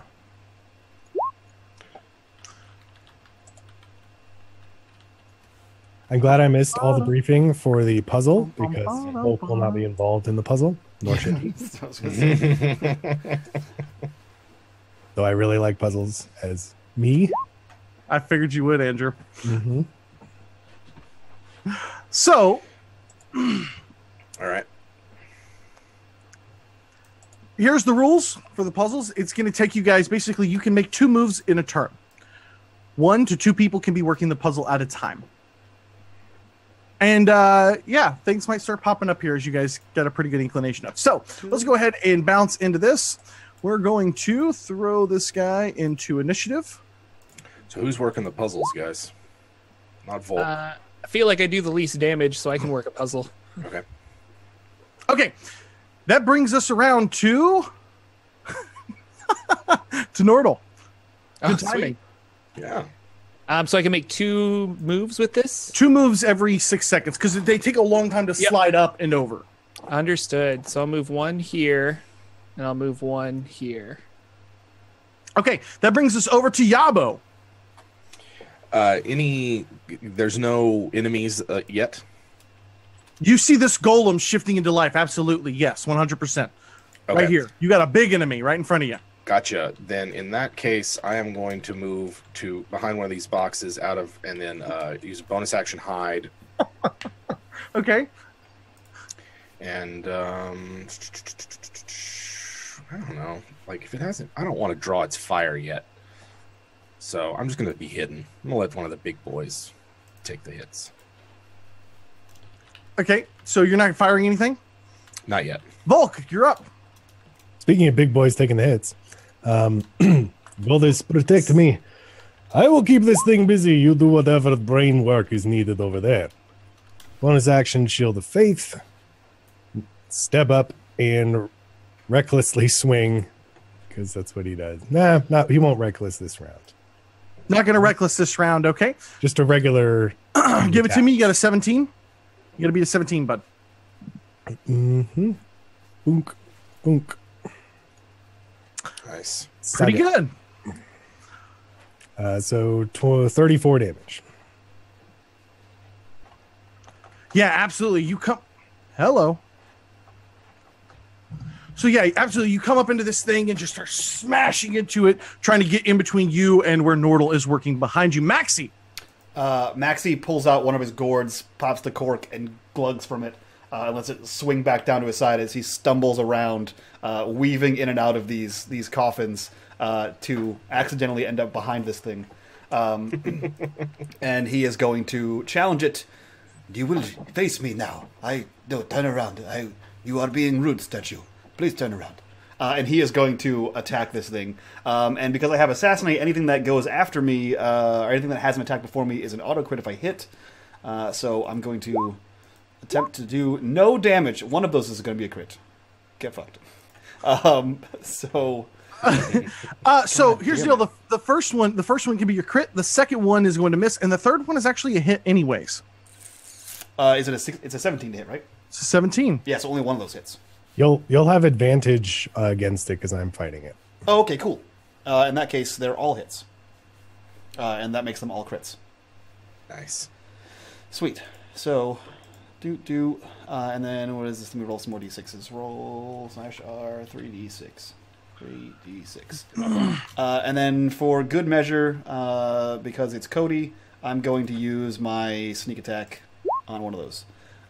So it's a total of 17. Oh, Christ, that's a lot of numbers. It's a bunch. 17, 23, 29, 36.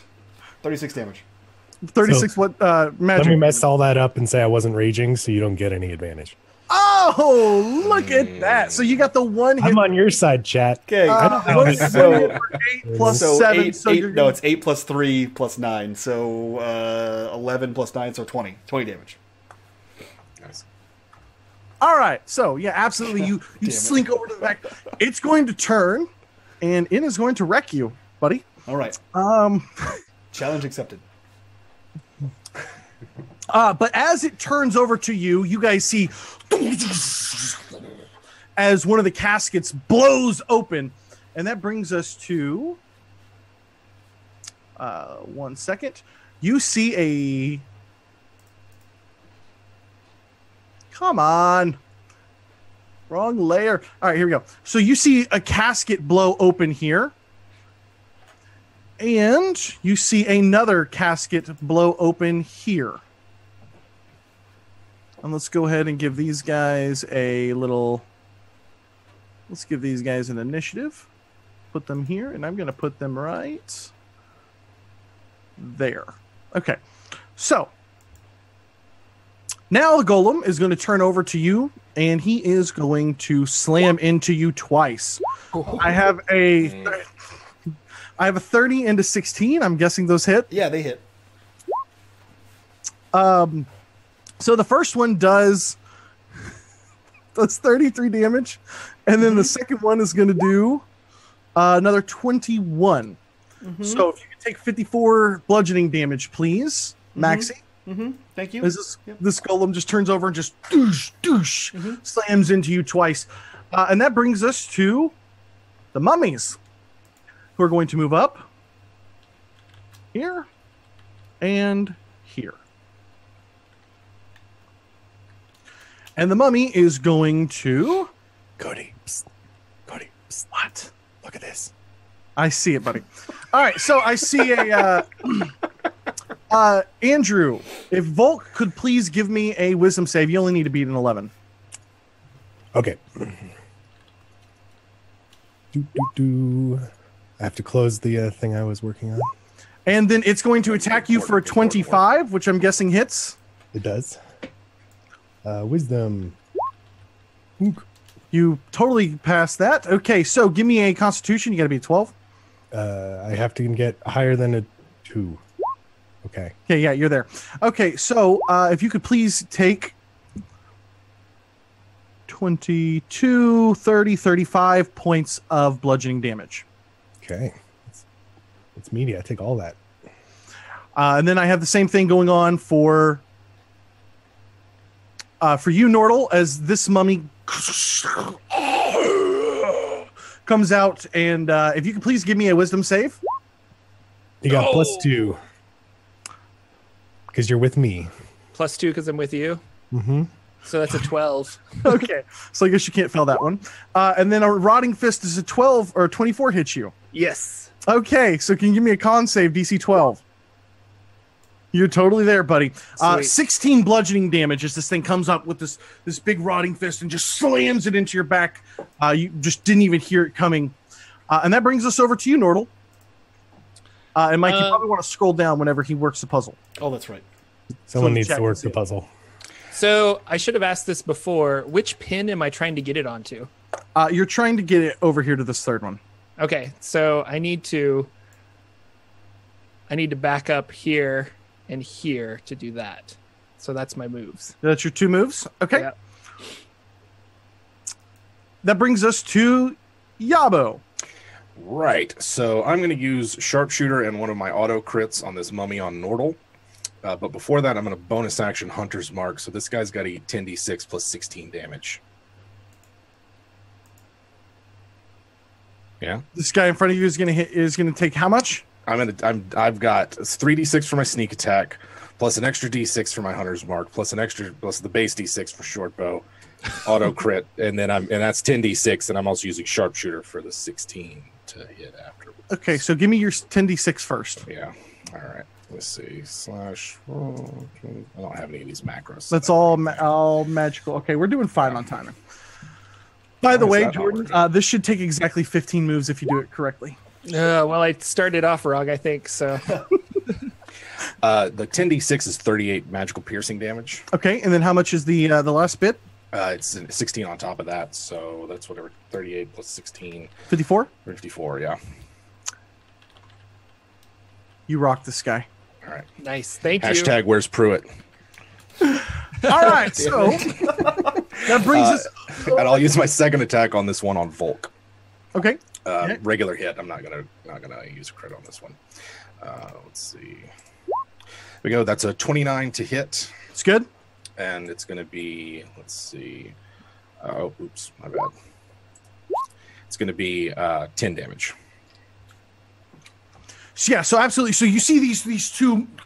You look over to one side. This one is coming up over to Volk. One comes right up on Nordal, slams in the back of his head. He kind of gets ready to turn as he's done putting one of the things down. You fire off an arrow. It just blasts a giant hole through him. You fire another one off over at the one at Volk, and it seems to take a little bit of damage and hiss back. Maxie, you're up. Oh, Still, I think maybe a little bit. He's hurting, but he's fine. It's fine. Everything's fine. Everything's fine. We'll be fine. Fine. He's going to attack the stone golem because the stone golem killed all the shadows last time. So let's see if that does the same thing this time.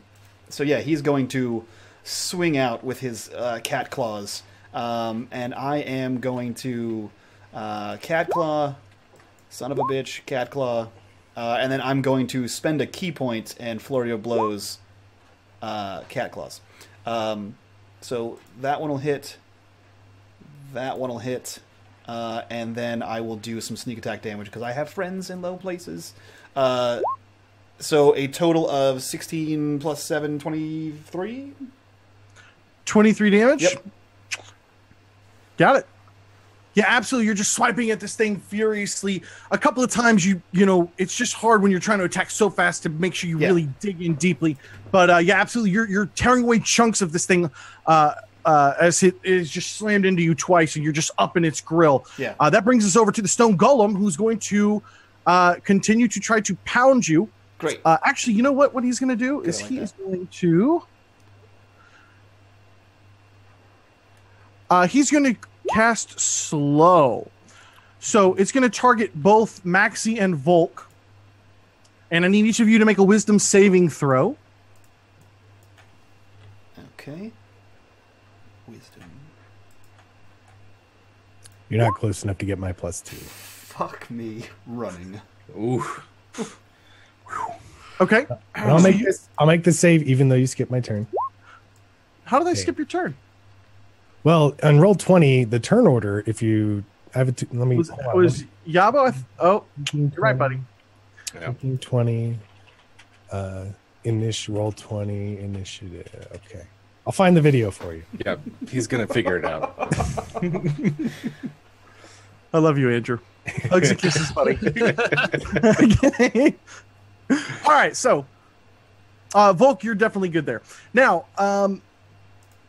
because I skipped Volk, apparently. Yeah, Volk, give me your turn, bud. He's gonna just hit the big thing. We'll maybe go more quickly. So 25 and 24 for 34 damage. 7, 40. Yep. Yeah. Minus 34 damage. Okay, so the golem has gone. Volk has gone. The mummy is going to go. And as the mummy gets ready to go, you guys see two more of these things and slide across. Let me just grab something real quick. This is going to go on the token layer. And this is going to go on the token layer. Can you guys see those? I don't know if I set dynamic lighting on this. Okay, good. Because I didn't need to set dynamic lighting on this. So yeah, you see this and you see this, and they're all going to go on the mummy's turn, so you guys don't have to worry about that. Oh, good. These two pop open.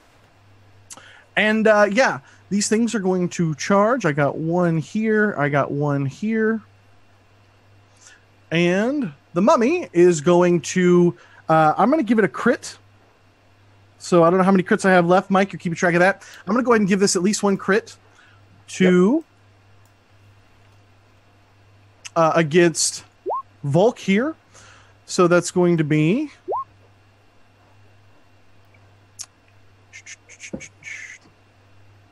8. Okay, 10, and then we've got a... Where is the thing at? Does it not show what the dice total is? 2d6. There we go. Okay. So we've got... If you want to go ahead and give me a con save, you got to beat a 12 to not take the extra 10 damage. Yeah, you're good. Okay, so we've basically got 16 points of bludgeoning damage from the mummy. The specter is going to come up kind of in this shrieking thing and lurch towards you here. And it is going to try to life drain against you. It is not going to do that very well. And then finally, we have a kind of this skeleton warrior that is clad in this kind of heavier armor with a really nice and gleaming weapon. Is going to lurch out at our good friend Nordal for a 23. Yep. for 8 piercing damage. Okay. And that brings us to Nordal. Should I take this guy out or should I continue on the puzzle? You got this. I got you covered. Okay. Yeah. So moving here and moving here.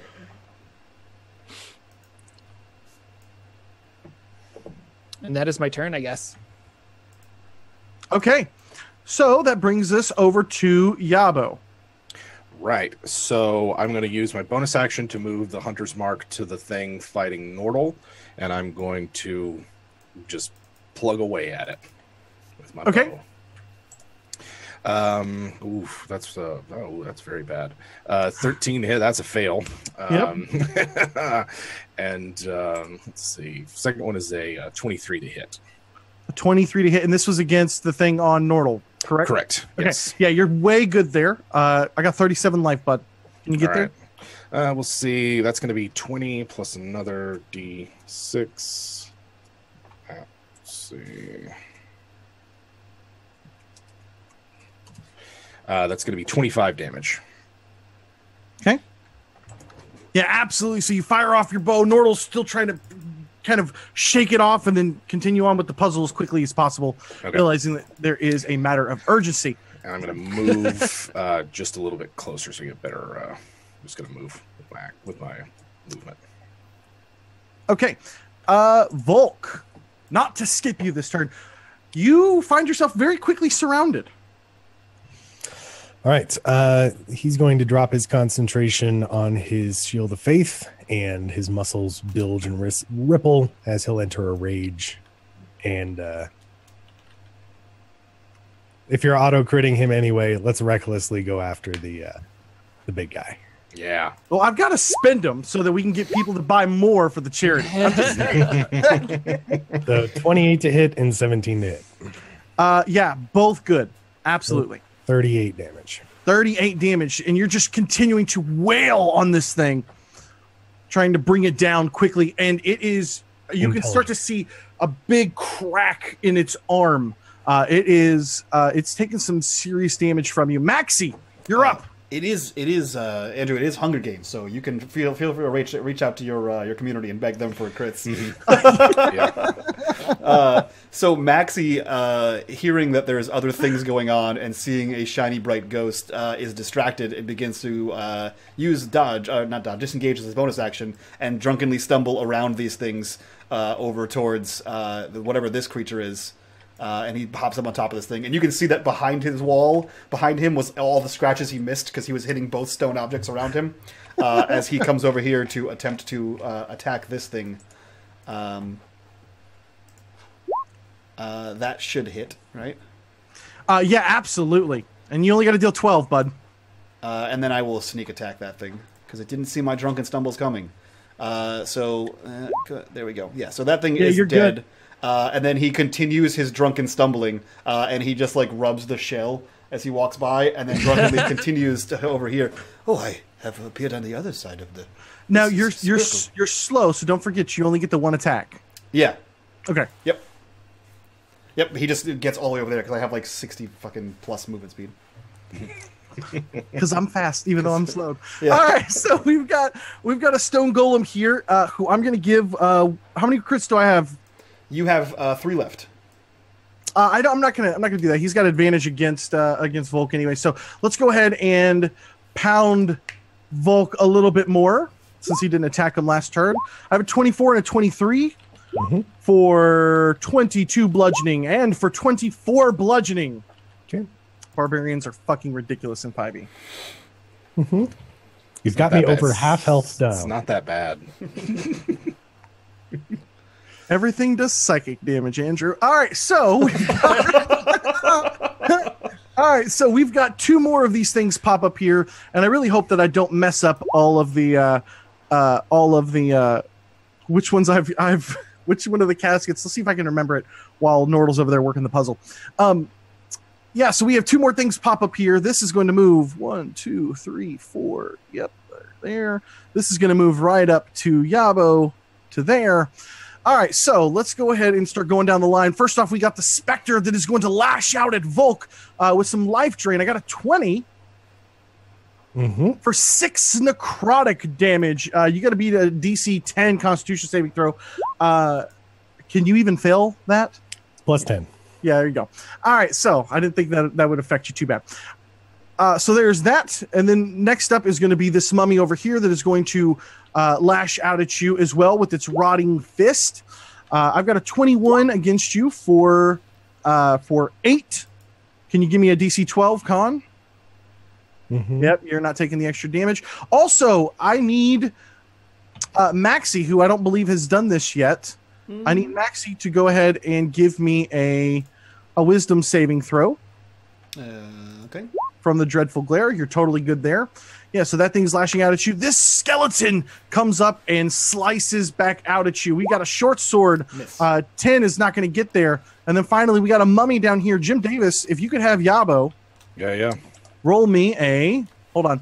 If you could have Yabo roll me a wisdom saving throw, DC 11. Pretty easy. Pretty easy and low. DC 11, 21. Yep, you're good. And then I've got an attack with its rotting fist as it comes up and just... AC 16.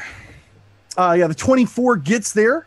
All right. If you can give me a con save, DC 12. I'll give you a con save, and then I'm also going to uncanny dodge that. Take half damage. 20 con. Yeah, you're good there. Okay, so yeah, you're only taking 6 points of bludgeoning damage, and I believe that's all of them. That brings us back around to Nordal, who is down here. Let me scroll down here so I can see what you're doing here on this puzzle.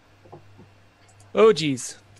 By the way, 2 people can work this puzzle, but you guys yeah. communicate. We have it. I think... Yeah. The last time somebody did that in one of my games, it fucked things up big time. I remember this puzzle from Mass Effect. We got it. You're doing good.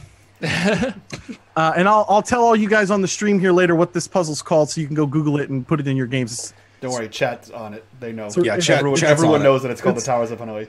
Towers of Hanoi. There you go. Well, I didn't want Jordan over here like, oh, let me just figure out how this works. All right, so not that you would do that, Jordan. I know you're better than that. Yabo, you're up, my man. Things are starting to get a little hairy. You guys are no longer outnumbering your foes. Yeah, Yabo's up here. Bonus action, disengage. I'm going to move back and moving my... so I can't do anything with my Hunter's Mark yet because I already used my bonus action. So this guy's just going to have to eat 2 arrows. I am going to use Sharpshooter with both of them. I got an AC of 11. Hit point total AC of 58. of 11. Okay, so first hit is going to be 22. Yep, you're there. And that is going to be 22 damage. Okay. And then the second one is going to be 15 to hit. You're there? Sorry, a 12 to hit with 20 damage. Yeah, you're there as well. You fire off a couple of arrows as these dig into the mummy from behind. Is that the end of your turn? Yeah, it's bonus action, and move. So, yep. Okay. That brings us back around to Volk. Volk, this golem, he's hurting. You feel very confident you might be able to bring him down this round. All right. I won't recklessly swing this time, though. Jim is gesturing. Should I hit some? Okay. We'll take a couple swings, continuing his enragement. That is... Which macro do I have? It's this one, but it's +2 to damage.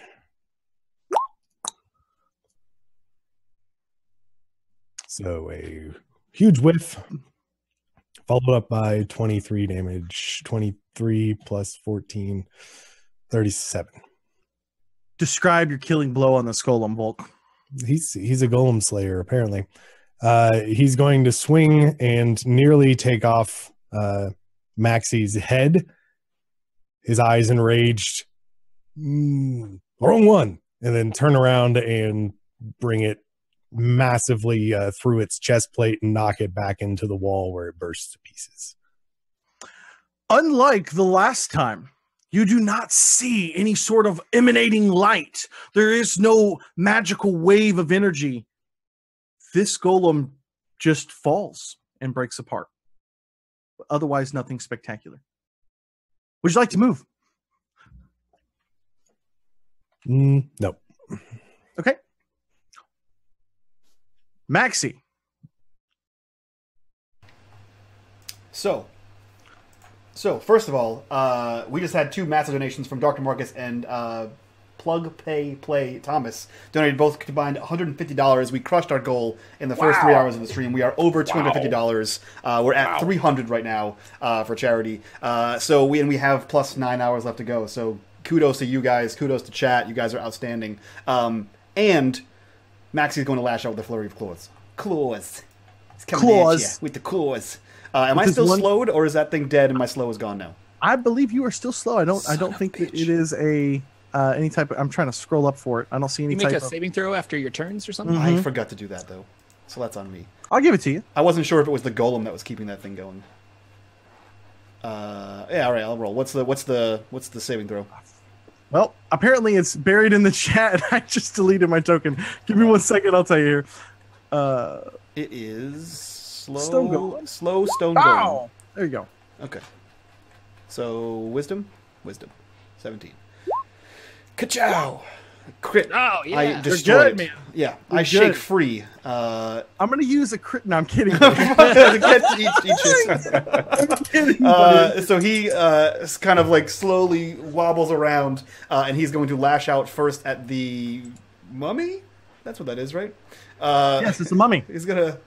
All the undead begin to look the same after a while, and I'm gonna crit again.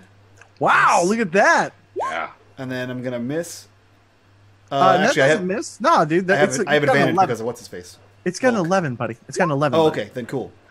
And that one too. So let's do some crit. Yeah, throw some damage. Do some that. Let's do some of that. So that's 15, 20, 30. And for good measure, if it's not dead yet, we'll go ahead and sneak attack for 44 damage. Oh, so close. Hello. What just happened? I just showed my desk accidentally. I mean, if it's so close, I'll say the sneak attack was on the crit, and then that doubles too. How about that? So plus 10. So 50, 64. Look at this fucking There you go. Wheeling and dealing. All right, fine. There you because, go. Does that kill it yet? Yeah. All right, so it drops. It's for the kids, Cody. Yeah, it's for the kids. He's just demonstrating the narrative control techniques that are inherent in the.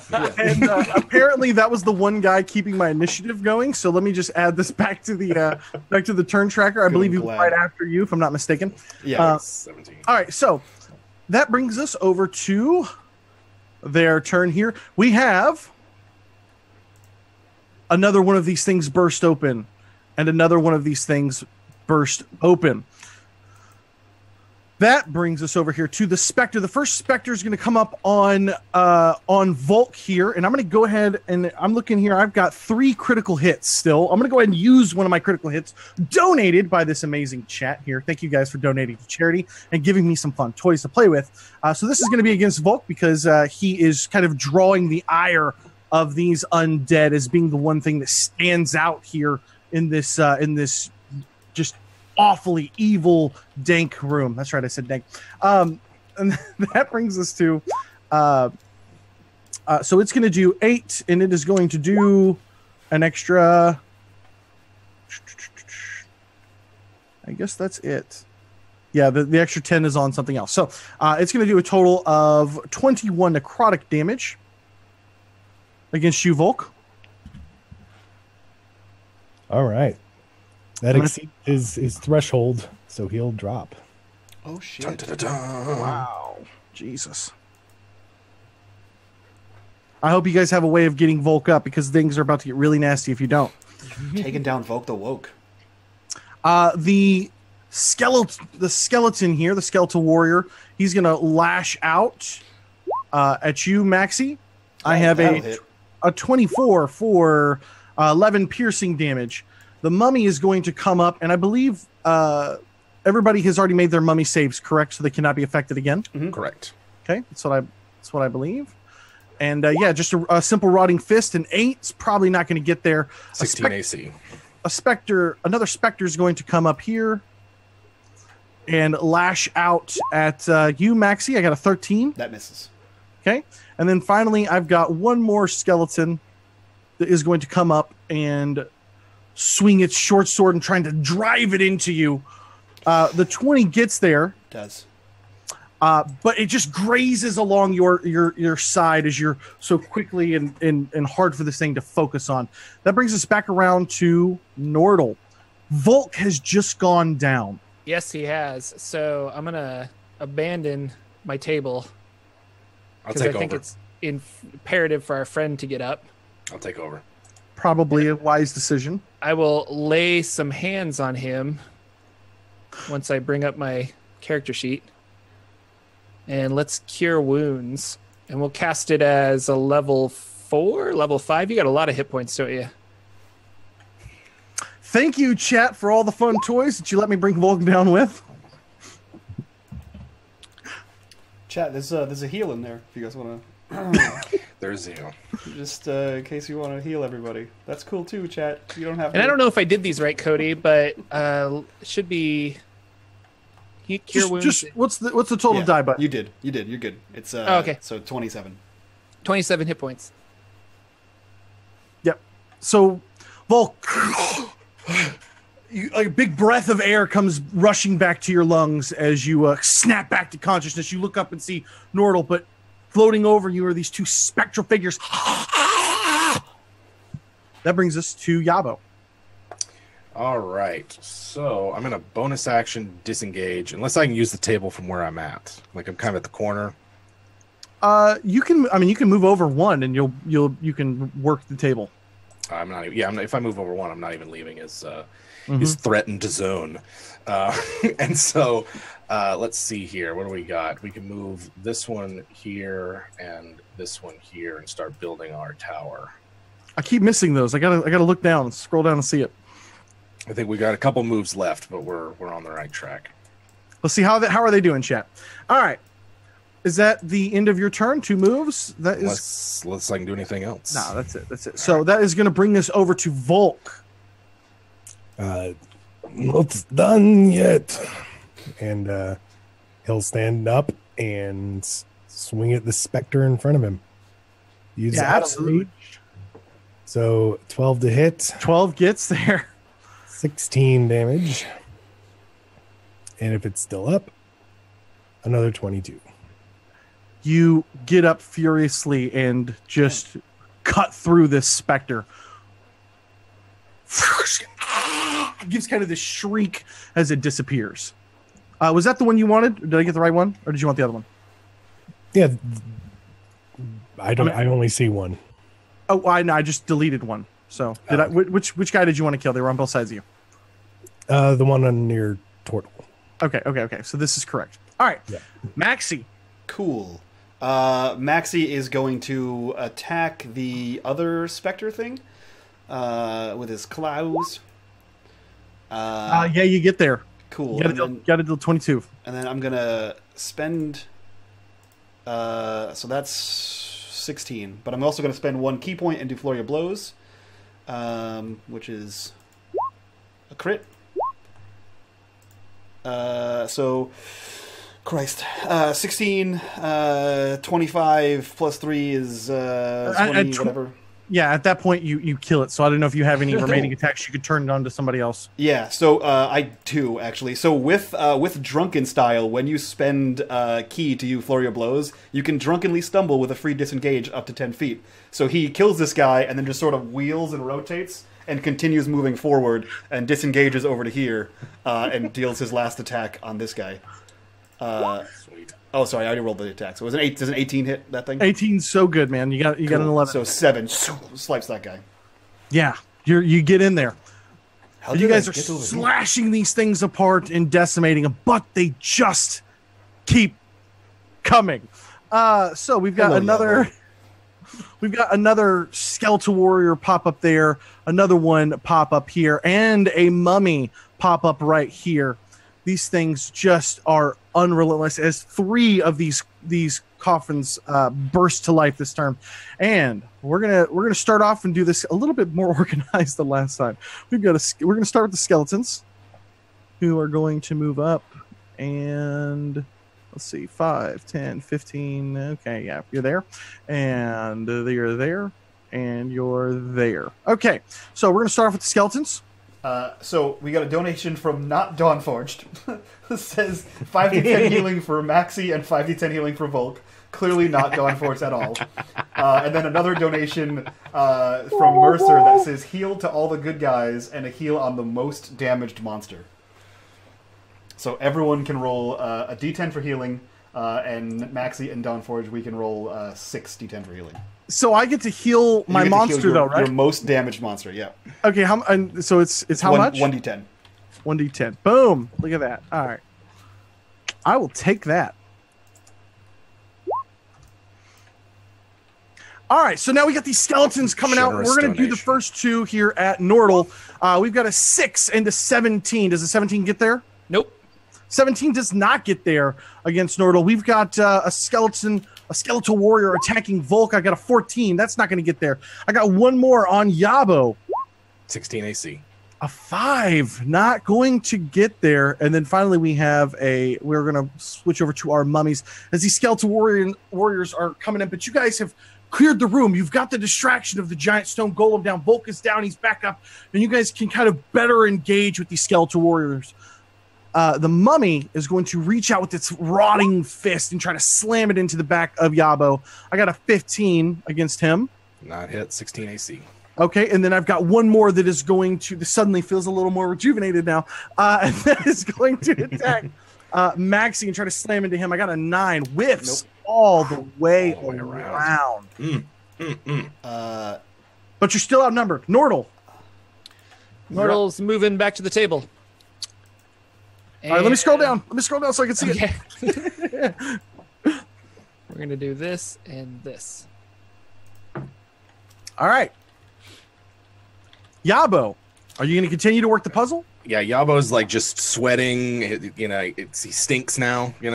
And he's surrounded by enemies. He knows that the way out of this mess is to finish this godforsaken puzzle. Here.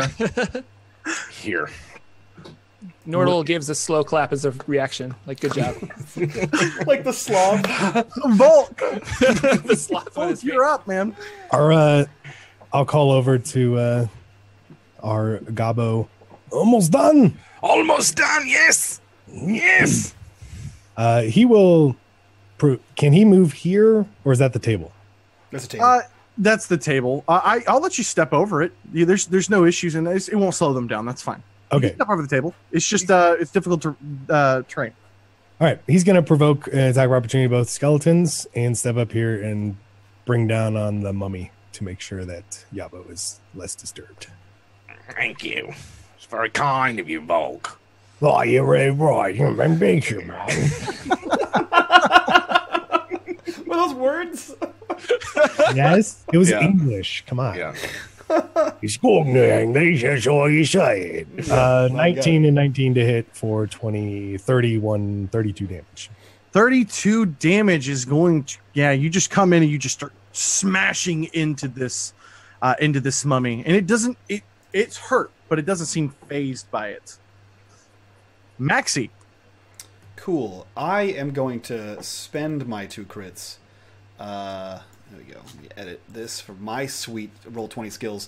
So I'm going to spend one of my crits on this guy here, this skeleton guy, and this mummy over here. So, ka-chow, ka-chow. And then I'm going to make some another flurry of blows on these suckers. Okay, so throw me some damage first against the skeletal warrior, so I can see if you drop him. Sure. Nope. God damn it. So there's 7 damage on the skeletal warrior, and then there is 13 damage on the mummy. And then my attacks coming at you with another flurry of blows. Those should both hit. So 7 more damage on the skeleton, and 9 more damage on the mummy. You drop the mummy. Kind of flailing around, claws out. Oh, you know what? We'll also do. There you go. Some 5 more damage on the skeleton. Sneak attack on the skeleton. Does that All get right. him yet? No, Damn it! he's at about half life. God, shit. On a scale of 1 to 36, he's at about an 18 or so. Damn it! It's very specific. Now we have more of these tombs are basically continuing to crack open, and so let me just grab this right here. Boom. So we've got this one mummy, and what I want to do is I'm going to go ahead and spend a crit to land this. I'm looking. I've got 3 to hit and 1 fail, so I'm going to go ahead and spend a crit on this attack against Nordle with the Rotting Fist, which would have got there anyways, but that's all right. So we've got let's double up that damage. So we've got 16 bludgeoning damage, and go ahead and give me a what's your plus to your con save? 3. So it's only +3. Yeah. Plus Volk's 2. Mm-hmm. So I'm going to go ahead and spin my last critical failure, and I'm going to say that you critically fail this. Okay. And take 10 necrotic damage and have your hit point maximum decreased by 10. Okay. Cool. Dr. Marcus wants to use his magnanimous donation, +1 items for all the players, and an NPC to help if things get desperate. Like a life cleric? Like a life cleric. I got the next mummy's going to come in on Yabo. That's not going to get there. Okay. Now let's handle the Spectre. He's going to slide over here to Maxi.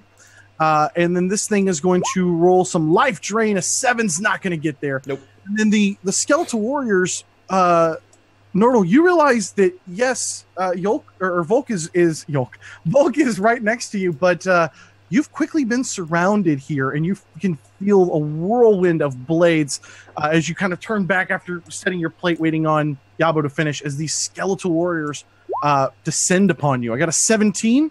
Nope. I got a 20. 18's my AC, so 20 hits. So the 20 is the only one that's going to get there. You dodge one, you dodge another, and then a third one comes and gets you right on your lower part of your gut there, but not very deep. So for 7 piercing damage. Okay.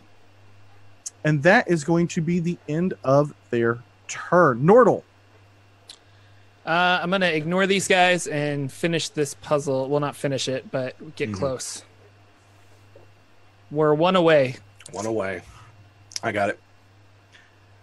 Yabo. Just got to reach past. Yabo reaches between Volk's legs to take the final ring. Excuse me. Does he make eye contact? He does. He and Volk share an understanding. Take the final ring, place it on the tower, and then draw his short sword because he's surrounded. And if I've got an action left, I'm going to attack this skeleton warrior. As you set the final ring down, a very similar occurrence happens of what you guys found in the dark room with the bright flash of light, as this light just emanates and it just ricochets all the way through this room, illuminating the entire thing, and you can hear shrieks and moans and dying death screams from all of these creatures inside of here, as all of them basically evaporate with this wave of energy. And that brings us, and as you look down, these rings have kind of molded together and they float up, and a glowing orb floats towards you, Yabo, as if ready to reach out and grab it.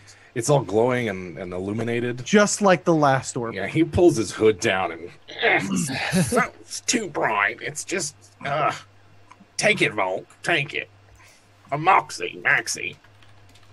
Yeah, Maxi immediately takes it. And he sees it and he jumps over Gabo and grabs it through Volk's legs and begins to tumble on the ground and play with it before he has enough time to get down there and grab it from him. He says, "This light is great light. It is so warm to touch." As he rolls around on the ground with it. Volk and Nordle, each of you guys just give me a perception check, please.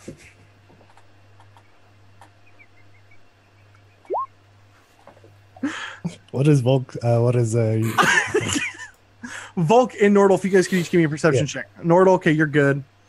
You're good. I just needed at least one of you guys. But since you guys were both kind of facing that way, the other two were kind of facing in.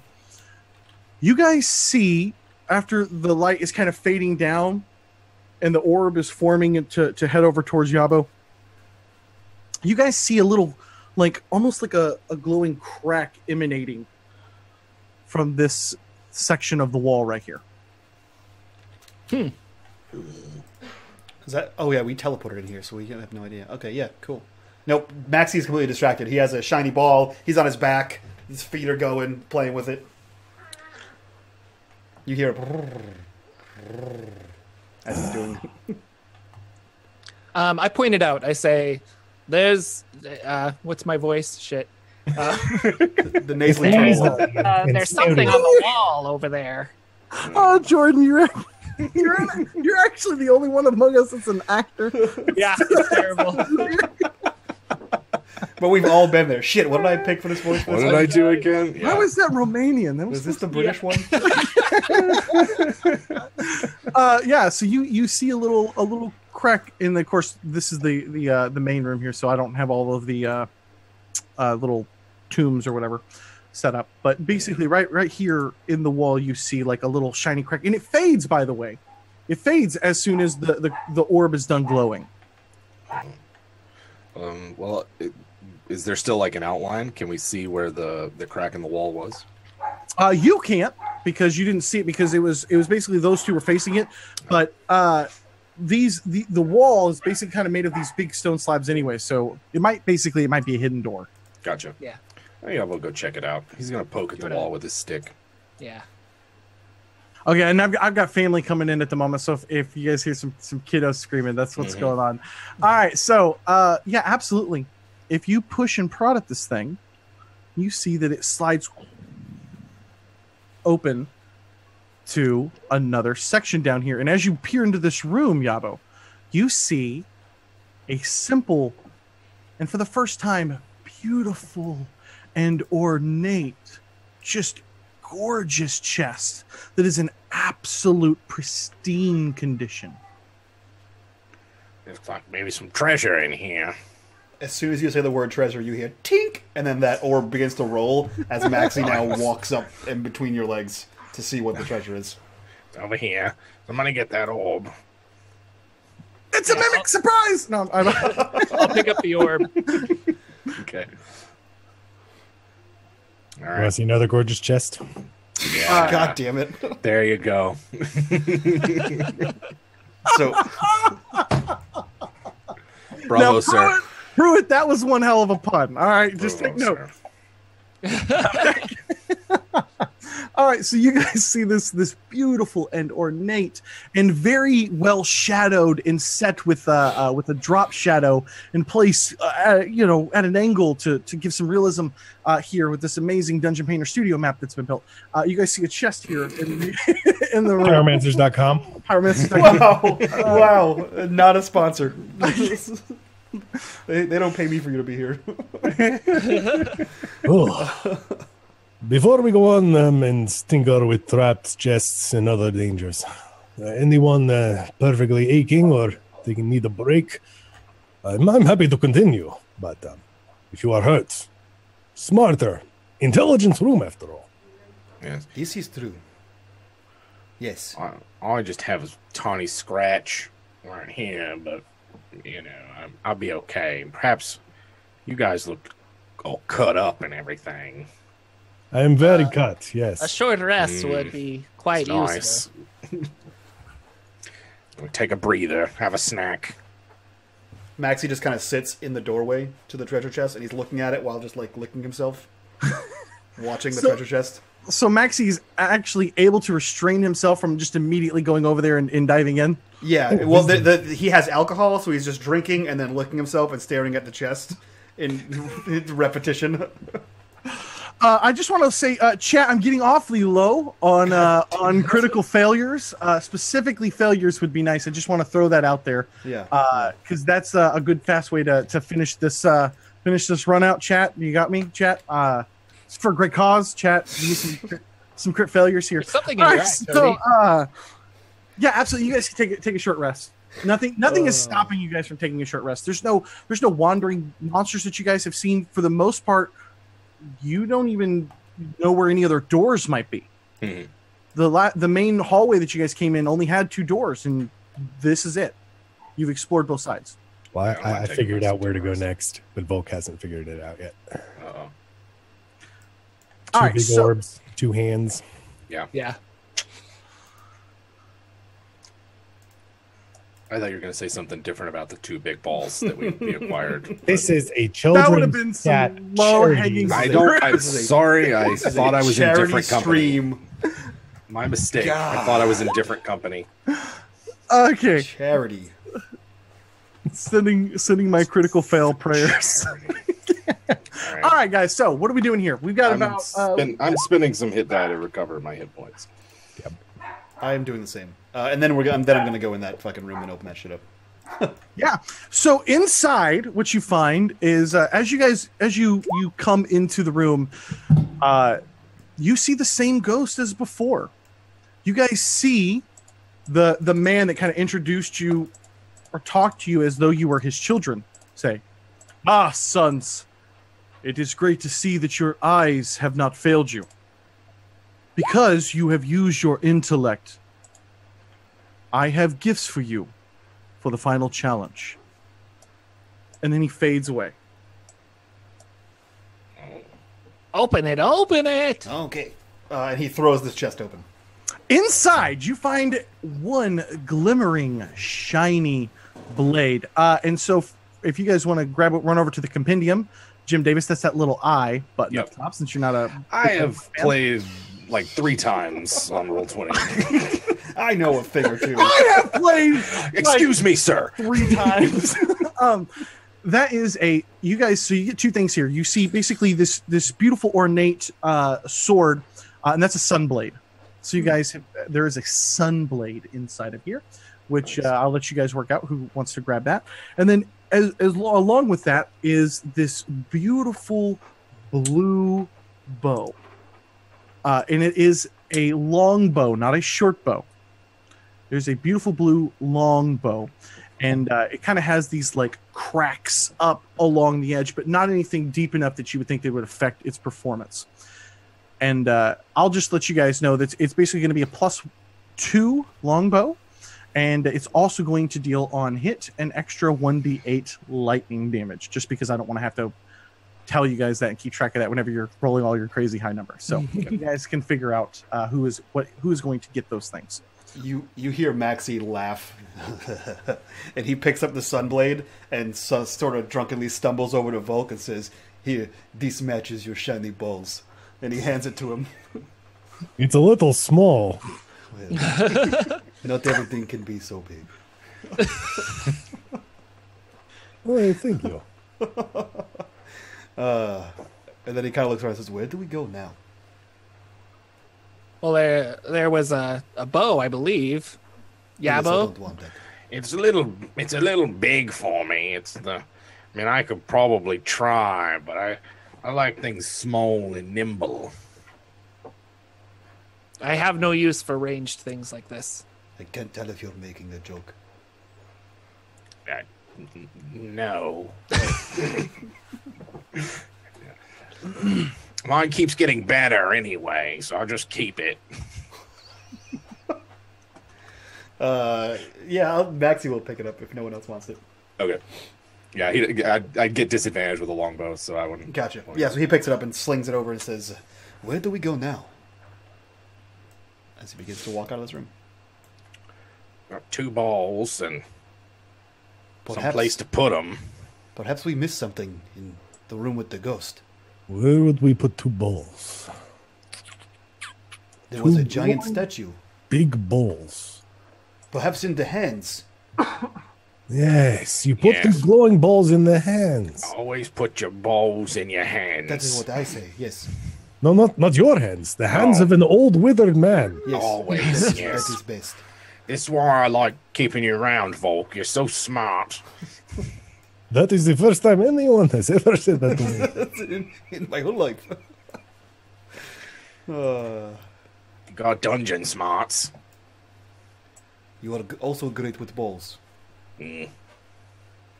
Guys, you're making me blush. All right. So you guys make your way back to the main room, and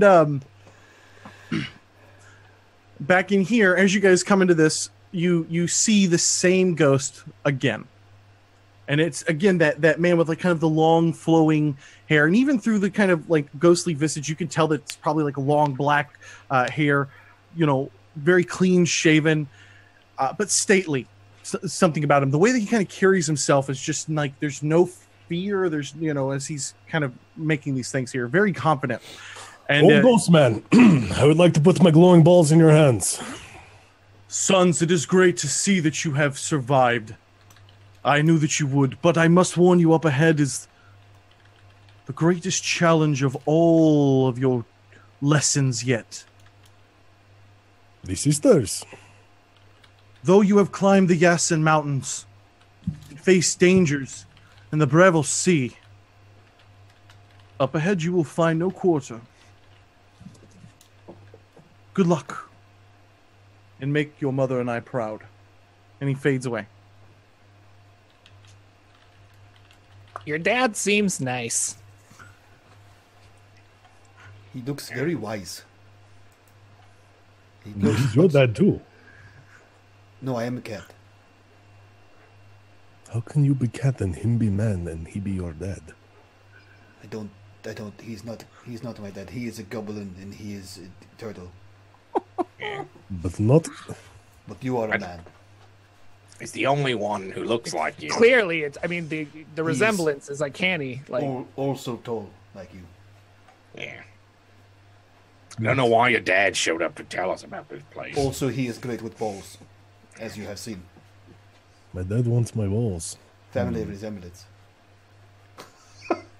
Fucking Christ. If you think this is right, yes. Yeah.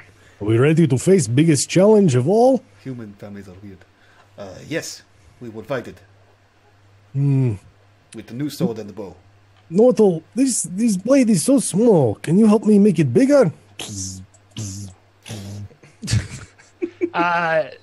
no, I'm not sure how to do that. Your magic. It is magic.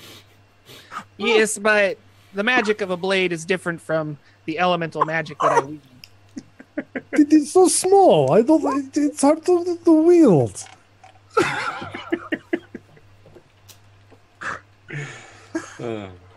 Oh, Jordan. You made me laugh, buddy. Like the first rule of improv is always say yes. He's like, I can't do that shit. I was like, what do you want me to do? I wonder if there are gods somewhere twitching around who might make this bigger.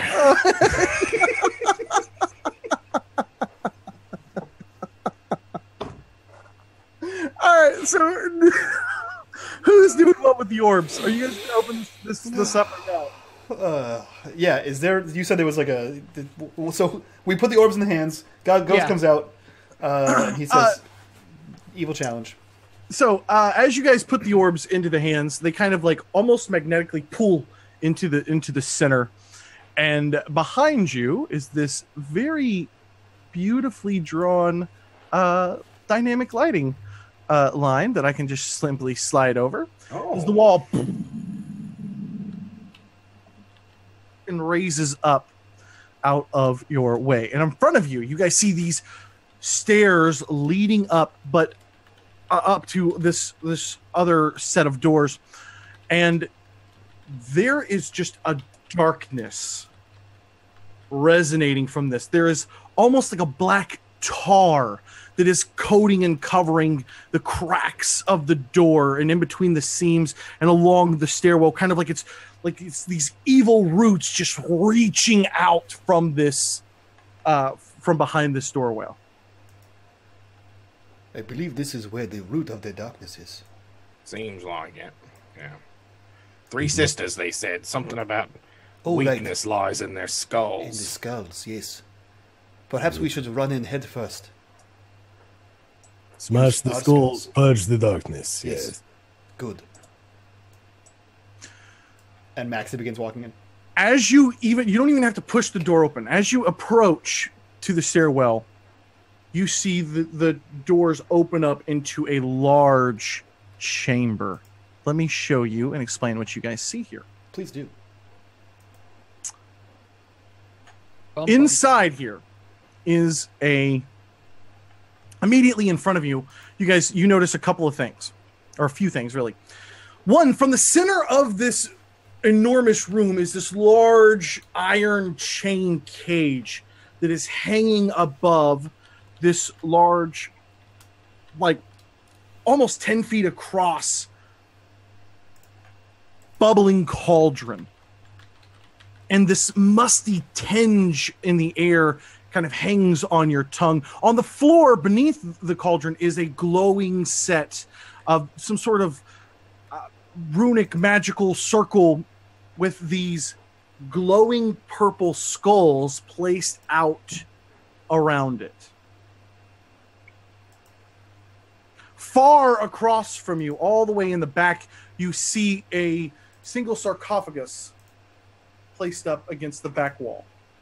And these huge, massive stone pillars rise from the floor to hold the ceiling up. I don't like this. No. I've got a feeling about this. Might be good, might be bad. Let's smash skulls and put end to this. Yeah. Volk, as you cross over the threshold, even though the door has opened up, you feel this like kind of brush past you. Yeah, like almost like you walk through like a waterfall or some sort of like watery substance just kind of pulls on you, like somebody like you passed through a bed sheet almost. Okay. As you turn back, you see nothing. It is just pure blackness. Let's follow Volk in. And each of you, in turn, as you guys follow Volk into this room, you experience something very, very similar to that. Let me go ahead and grab the objects here. We've got Yabo.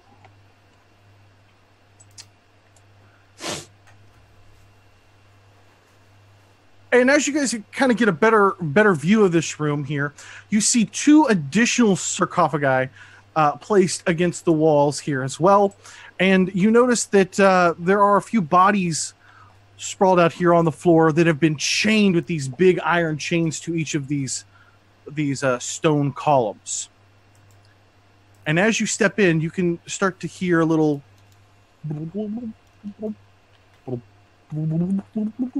bubbling up from the cauldron up in front of you.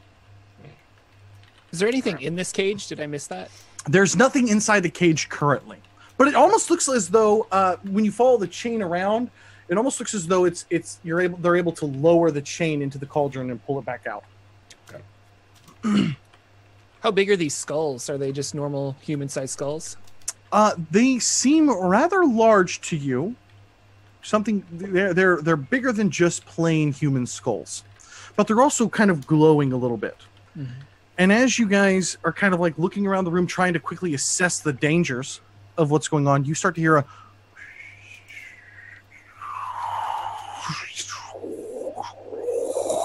and the sand from the floor is starting to kick up and swirl about in the room. I'll give you one round to do something before something else happens. Oh no, the last time the sand swirled, there was a giant statue. Yes. Let's see. I was going to draw his bow and attempt to hide behind this pillar right here. Okay. Keeping an eye on this closest sarcophagus. Maxie, is there anything you're trying to do? Yeah. So these skulls, they look like they're affixed at all, or they're just sitting there? I'm sorry, I didn't hear the question. The skulls, they just look like they're sitting on the ground? They're just placed upon, but they're placed within this magical circle. Like the circle's been drawn or etched into the ground, and it's kind of giving off this like glowing red, almost like the blood has seeped down into these cracks and is now like emanating from the center of this cauldron. Okay, so Maxie's going to kind of wait till everyone gets in whatever position they're going to get in, and then he reaches down to the sash at his waist, and he slides his hand across it, and a dagger appears in it. And he's going to throw the dagger at one of the skulls to knock it off of the circle. Yeah, absolutely. Give me an attack roll, please. Sure. You got an AC of 16. Ka-chow. I hit a 16. Boom. Yeah, and what kind of damage are you doing? 8 damage to one of the skulls. Is it magical? It is a magical dagger. Okay. So,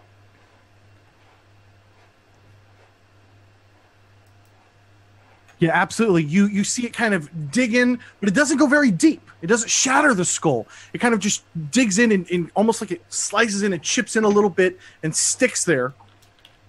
And you hear this immediately, and I'm going to go ahead and pause there for just a second because I'm going to let everybody else get into place. So, Volk and Nordal, are you guys doing anything? Yeah, I'm going to move forward a little bit, and then I would like to use my wild shape ability to fortify myself with spores, so I gain 30 temporary hit points.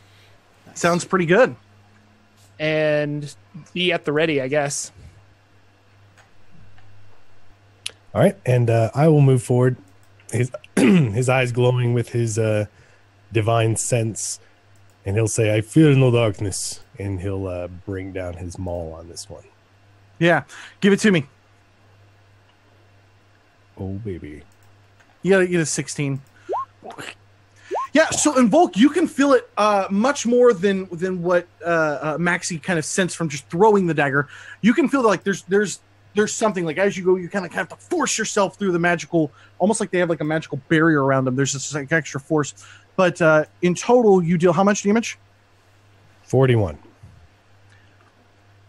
So you come up, and after Maxie's dagger kind of flicks into it, and you see this little crack, you come up, I fear no darkness, and you just obliterate this thing once, twice, and with the second one, just thunderous, boom, of purple energy goes all out and about in this, just spreads out throughout this room, rifles through the room, and at this point, you guys can all hear this just awful, screaming, high-pitched shriek, almost to the point where you have to cover your ears. The wind has built up in this room, and the sarcophagus fly open to reveal these awful, disgusting, decrepit monstrosities. And these are basically mummified hags, to give you guys a better understanding of what you're looking at here, which I think is pretty dope. I'm glad you think so. Let me put this right on the right layer. So there's one. That's right, I made these tokens custom. And then there's two. And then there is three. Just gonna preemptive that. If everybody could please be so kind as to give me initiative. And if you'll give me just 1 second, I gotta grab something real quick. Make sure you check out Taking20 so that you can learn how to make tokens and not how to use dynamic lighting or any other.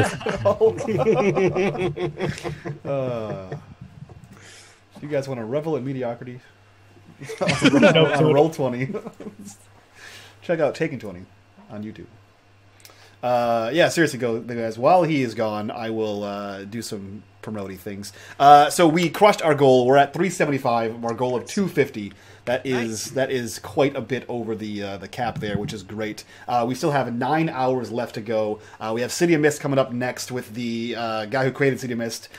We have some more D&D from a guy who does some published content on the DM's Guild, buddy of ours here. And we also have a game from Magpie Studios, I think is what it's called, Magpie Games. It's powered by the Apocalypse game. They're the guys who make Bluebeard's Wife, I think that's what it's called. It's a game called The Ward, and we're definitely not playing Scrubs. So stick around and check that out. It's going to be awesome. Oh, good, you're back. We weren't talking shit at all. That moment when you make custom monsters and you forgot to include their layer actions on the Roll20 sheet. Okay, so. I'm just saying. Sure. Okay. And let's go ahead and do this. I want to break free. You know, actually, I don't know how to add a custom turn that you can type a note. Oh, there we go. There it is. Just click on the little button and then click on Add like Custom. You know. You don't know shit. Click on the toggle and you click Add Custom Turn and then you type in the name of it. All right, so we've got...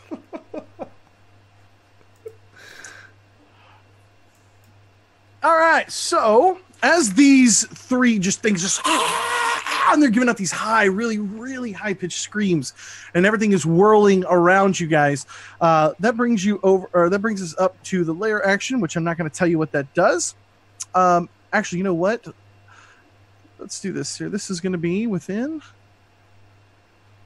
Yep, I'm not going to tell you what that does. So that brings us over to Nordle. Nordle, you're up. Now the barbarian destroyed one of these skulls already, correct? That is correct. All right. As a bonus action, I'm going to hold out my hand, and a sword of flame erupts in it. And I'm going to walk over to this one, and I'm going to smash it with my flame sword. Once I bring up my character sheet, because I closed it. Okay. For 11 fire damage, because I rolled pretty low. Yeah, 11 fire damage, no problem. So, yeah, absolutely, exactly that happens. You see these mummified hags come bursting out, and your initial reaction is, okay, Dragon told us that the secret to their power was in the skulls. And can I hurt the skulls with my spores? Will you allow that as a reaction? You can certainly try. All right. I send out some spores from my back, and I do another 18 damage. It doesn't work. All Doesn't right. seem to do anything. Okay, and that will bring us over to, let me just do this here real quick. This is going to go to the GM layer. All right. Now, Volk, what are you doing? One of the skulls has been smashed apart. He'll turn to the turtle. Skulls before bitches or bitches before skulls? Skulls before bitches. Brah. Crunch, crunch. Especially with your attacks. Can you deal 40 to it? Can you deal 40 to it, Yeah, buddy? he did. Yep. Yep. Exactly what you think happens. It you force through the magical protection, and when you do this again, you hear another immediate just like a furious scream from these. And as you look up, the one of the three sisters here is making direct eye contact with you. Sondo Sambakara. And she's pointing at you, starting to chant. I don't like that. So let me just do this here. That goes to the GM layer. All right. And now let's have some fun. Hey, chat, I'm just saying, if you want to throw some crit fails Or crit hits at us. now might be a great time to have a little fun, really, because that's what D&D is all about. It's about having fun and raising money for kids. So, what we're going to do is, first off, she is going to... I have to look at my custom coven spell list, guys. Give me just a second here. Sure. Yeah. I could maybe custom monsters. I'm good at Roll20. Pay attention to me. My name is Cody from Taking20.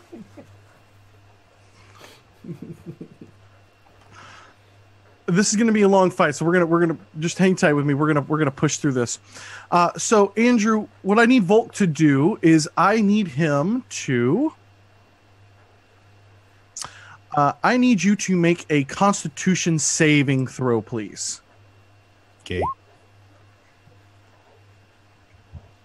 24. Yeah, absolutely. So you can see that just and she's pointing out, and these black vicious flies just pour from her mouth and from her neck where part of her rotting body is, and just covers all around you. You kind of drive them back, kind of reeling down from them, and drive them back with a little bit of your inner light. And that is going to be her turn. The next one is going to come up, and she is going to move up here and do something very nasty as well. She is going to cast Shadow of the Moil. Uh-oh. The Moil. Shadow of the Moil, which that did not pull up for some reason. Donations for circumcision. Okay, Shadow of Moil. Excuse me, not the Moil. There's not just one Moil, guys.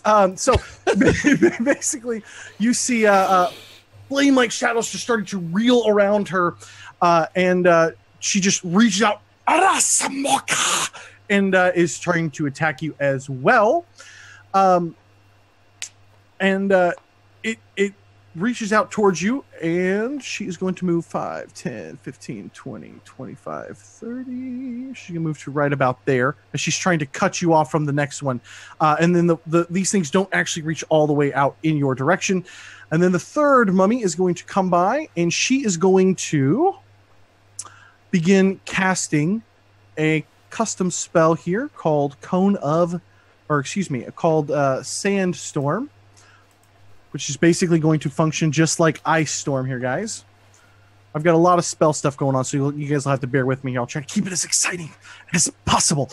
So we got a 20-foot radius on this bad boy. And she is going to plunk that thing right. Where's my draw tool? So we've got a 20-foot radius. So she's going to go 5, 10, 15, 20, 5, 10, 15, 20. Copyright.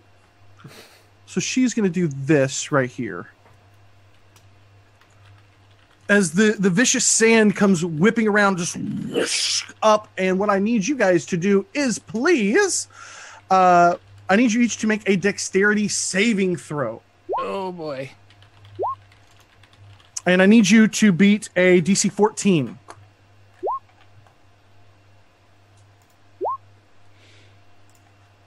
Everybody but the most dexterous. Everybody except for Yabo, apparently. Yeah, that was a rough one. It must have been like a 2 I rolled. So this is going to deal, I believe, 2d8 and... Okay, so this is 2d8 bludgeoning, 4d6 bludgeoning. Because I'm changing the spell up a little bit. So we've got 14 and then 3, 4. We've got another 12, 28, 30, 33, 37. Okay. So 37 bludgeoning / sand damage, if you will, as we've reflavored this a little bit. And this thing just comes whipping around all the way through. Nordal, you notice something really peculiar about this. You notice that as this is whipping around and beating along your face, and you're trying to cover your eyes up a little bit, you notice that the skull, it's totally and completely clear, like it's not even affected by this. Almost as you move within a few inches of it, nothing's happening to it. This spell is completely... It's not causing any damage whatsoever to the skull. All right. Sweet. So Yabo is going to dodge some of that, even though his uncanny dodge can help mitigate the damage, even though he takes the full brunt of it. So whatever half of 37 is, like 18. Okay. And that brings us up to Maxi. Cool. Everyone takes half damage on that thing? Yikes. In 10 feet. Of... Oh, if you save, you take half, and then if you're inside near this half thing. again.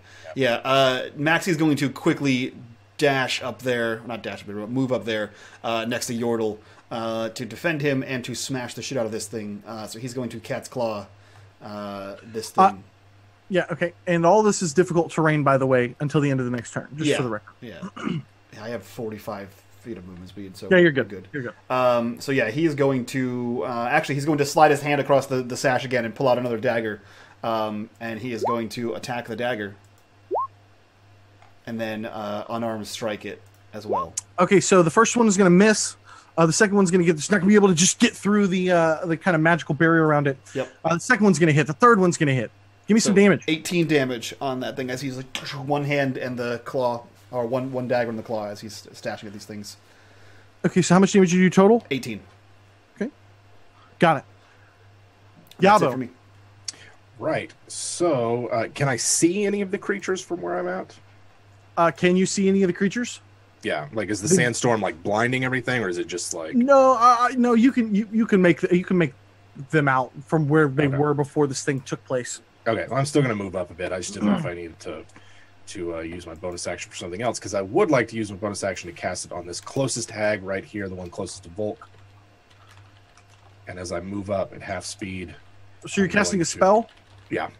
Okay, so go ahead and do this for me. Give me a DC 15 Constitution saving throw to cast that spell, please. 21. Yeah, absolutely. Okay, so as you go to cast it, and you're casting it against which? This one closest to Volk. Okay. And as you do that, you hear Seal Spool. and the magic words just fall out of your mouth. Okay. I'll utter a goblin curse and then just shoot her twice with my bow. Anyway. Yeah, go for it. All right, sharpshooting as well. So the first one is going to be a 29 to hit. God damn it. Yeah, that's gonna get there big time. Okay, and that's going to be 21 magical damage, piercing. Yeah, that's gonna get there, bud. Okay, and then the second attack is going to be... actually, sorry, that was 31 because I forgot it's a sharpshooter. My second attack is a 30 to hit and will be 22 damage.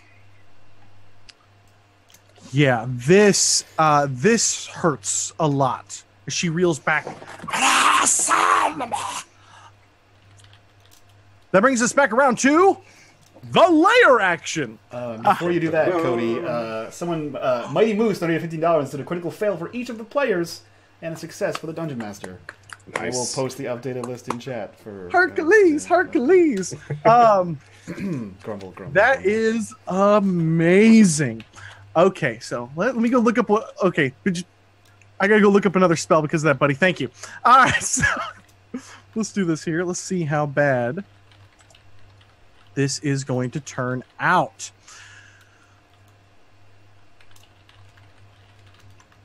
All right, so, oh my God, this is so bad. I'm gonna fucking do it. I don't care because these things are amazing. So yeah, the sandstorm is going to fall apart. The layer action is going to be.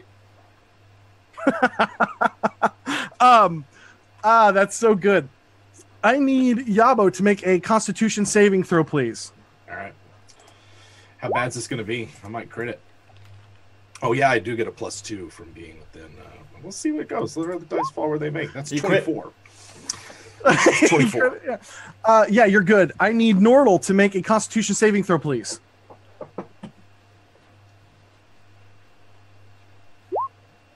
Ooh. Okay, you go flying back and slam into this pillar here. I need you to take 4 points of bludgeoning damage, please. Maxie, can you give me that noise? Maxie, can you give me a? Oh, I eat shit too. Yeah, you're gonna do the same thing. You're gonna take 5 points of bludgeoning damage as you get slammed up against the wall. And at this point, that is going to bring us to Nordal. Now, when I saw Yabo try to cast a spell, the words were like pulled out of his mouth, like the spell didn't work. Yeah. Do we want to test this again? Give me an Arcana check. Give me an Intelligence Arcana check. How about a nature check? I'll give you. Yeah, that's fine. I'll take that too. The natural workings of magic here. Yeah, it was counterspelled. Okay. I'll say that you also noticed that for a brief moment, it almost looked like he was struggling before you heard the hag start to counter that spell. I'm going to cast Erupting Earth, and it's a 20-foot cube. So I'm going to try and hit maybe her and then some of these skulls as well. Can I draw circles and boxes? I don't know how Roll20 works. Yes. So you want to go, so this is 5, 10, 15, 20. 5, 10, 15, 20. Okay, right there. Can't see. Oh, there we go. And then, so yeah, you could do something, and then this can even expand out, honestly. So this expands out to hit here, I believe. Sweet. These are set to halves, Andrew. Should only be 4 squares, I believe. So you could do, you could even do, let's see here. No, I think that's good. It gets 3 skulls. 1, 2, 3, 4. Yeah, that's 4. That's okay. 20 feet there. Okay. Yeah, absolutely. So roll me some damage here. And what kind of save does she have to make? She has to make a dexterity saving throw. Oh, look at that. Yeah, I'm going to let that happen. Thank you.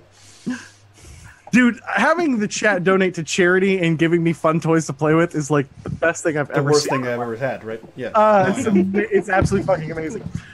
So you're going to do 11 damage to all this, or 18? 18 damage. 18 to all of this. Okay, so let me just slide over here. She's going to take 18 more.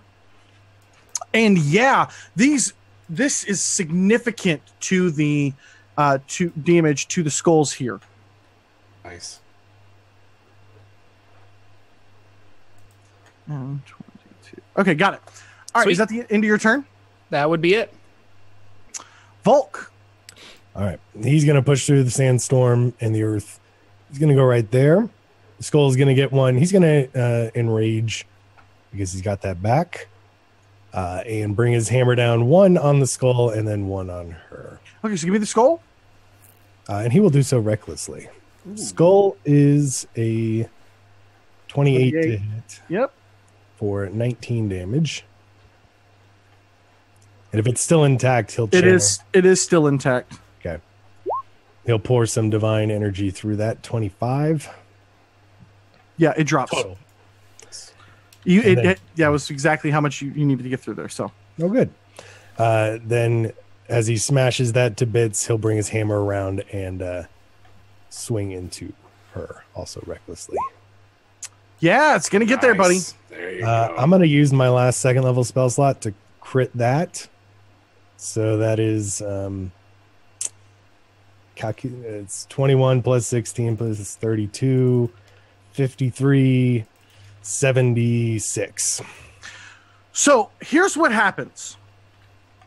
You just come up and you seeing your opportunity. You run past all of the stuff that's going on with the earth erupting around these skulls, and you come in, just smash once, twice on the skull. You come back and you just bury right into this hag's chest, and you can feel the bones and the crackling of it just give way.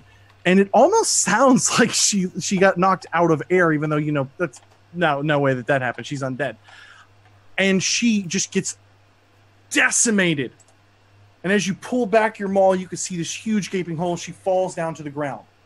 As this happens, immediately, this skull here, you see it explode and shatter into lots of little shards. And a boiling arc of blood comes back up over and goes and covers up the hag as she stands back up. Shit. Sweet. Okay, sweet. So let me give me just a second here, guys. I want to get to the right layers to do some things that I need to do real quick. Let's go ahead, and this one is gone. And so is this one now. And now it is the hag's turn. And she is back to full life. So let me do that real quick. Yikes. Yep.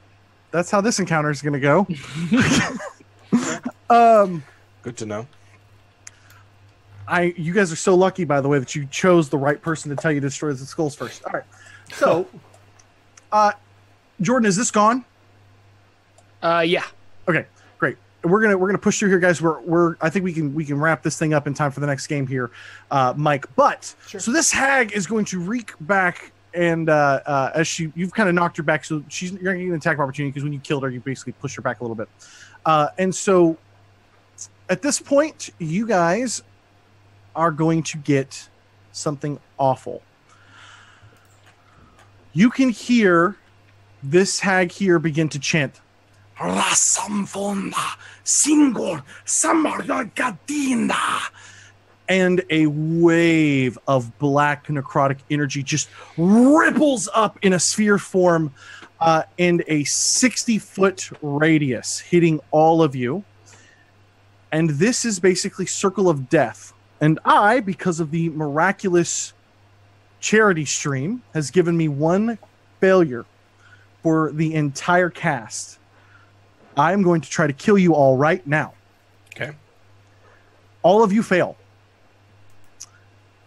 You fail your constitution saves. So this is going to be 8d6 necrotic damage to all of you. Yikes. I hope that we're all down to one hit point. Just to That's shit on you. 29 necrotic damage to each of you, please. Okay.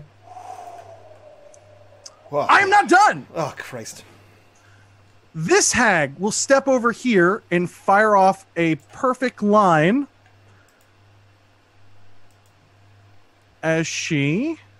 Why are you not... I'm holding Alt. There we go. She's going to fire off a perfect line here.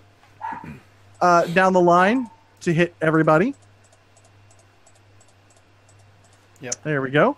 Of a lightning bolt. Okay. And you can hear this. You see her reach back. And this lightning bolt comes crashing down on you guys here. Let me just double check that. I don't remember that off the top of my head, actually, that damage. So gotta pull it up real quick. 8d6 Is it 8d6? for base level. It is. Yeah, it's base level.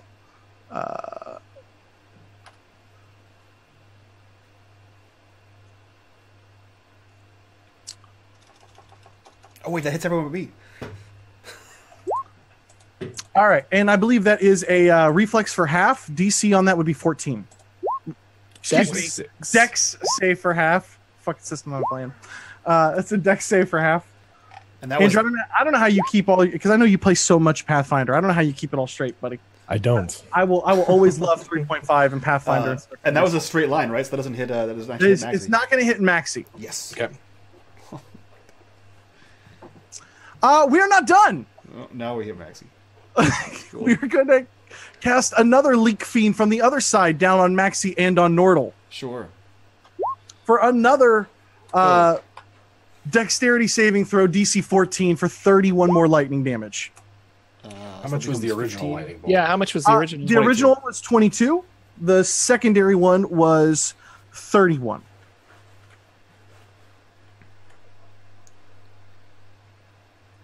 Am I close to killing all you guys yet? Oh, crit fail. You are close. And where does the second lightning bolt go? Who needs to to make a save? Maxi and Yordle. It's to Maxi and Yordle. So can I? So since I've got one of these crits here for me, I've got 3 hits left. Can I max out a spell damage instead? You can crit spells. I got you, buddy. All right, so yeah. Ooh, Nordle taking 31 points of lightning damage there. He's down to 5. I'm down to 3. Andrew, this is all on you, buddy. It's going to happen. Save the day, It's please. going to happen. All right, let's push forward. So that brings us back around now that they have gone to Maxi. Yeah, he limps forward up to this skull again. He's determined to finish this thing off, and he's going to dagger. Oh, fuck you! That was rough. Oof. No 16s there, buddy. Yeah, Can't break through. Yeah. You're just weak. and then I'm gonna cat's claw. Those will hit though. Yeah, give it to me. 15 damage. You destroy it. Yes. You're down to 2 skulls left. And you see him like walking on like 3 paws as he's trying to limp towards the other, as he's slowly limping towards the other one.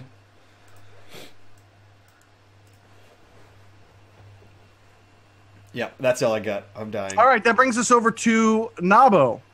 All right. So this one Yabo. that Maxi's next to is can my arrows even hurt these skulls? Do you shoot Who knows? magic? Do you shoot magic? I shoot magic, yeah. Then yeah, hell yeah. Magic. All Yeah, right, no- then we're fuck this skull.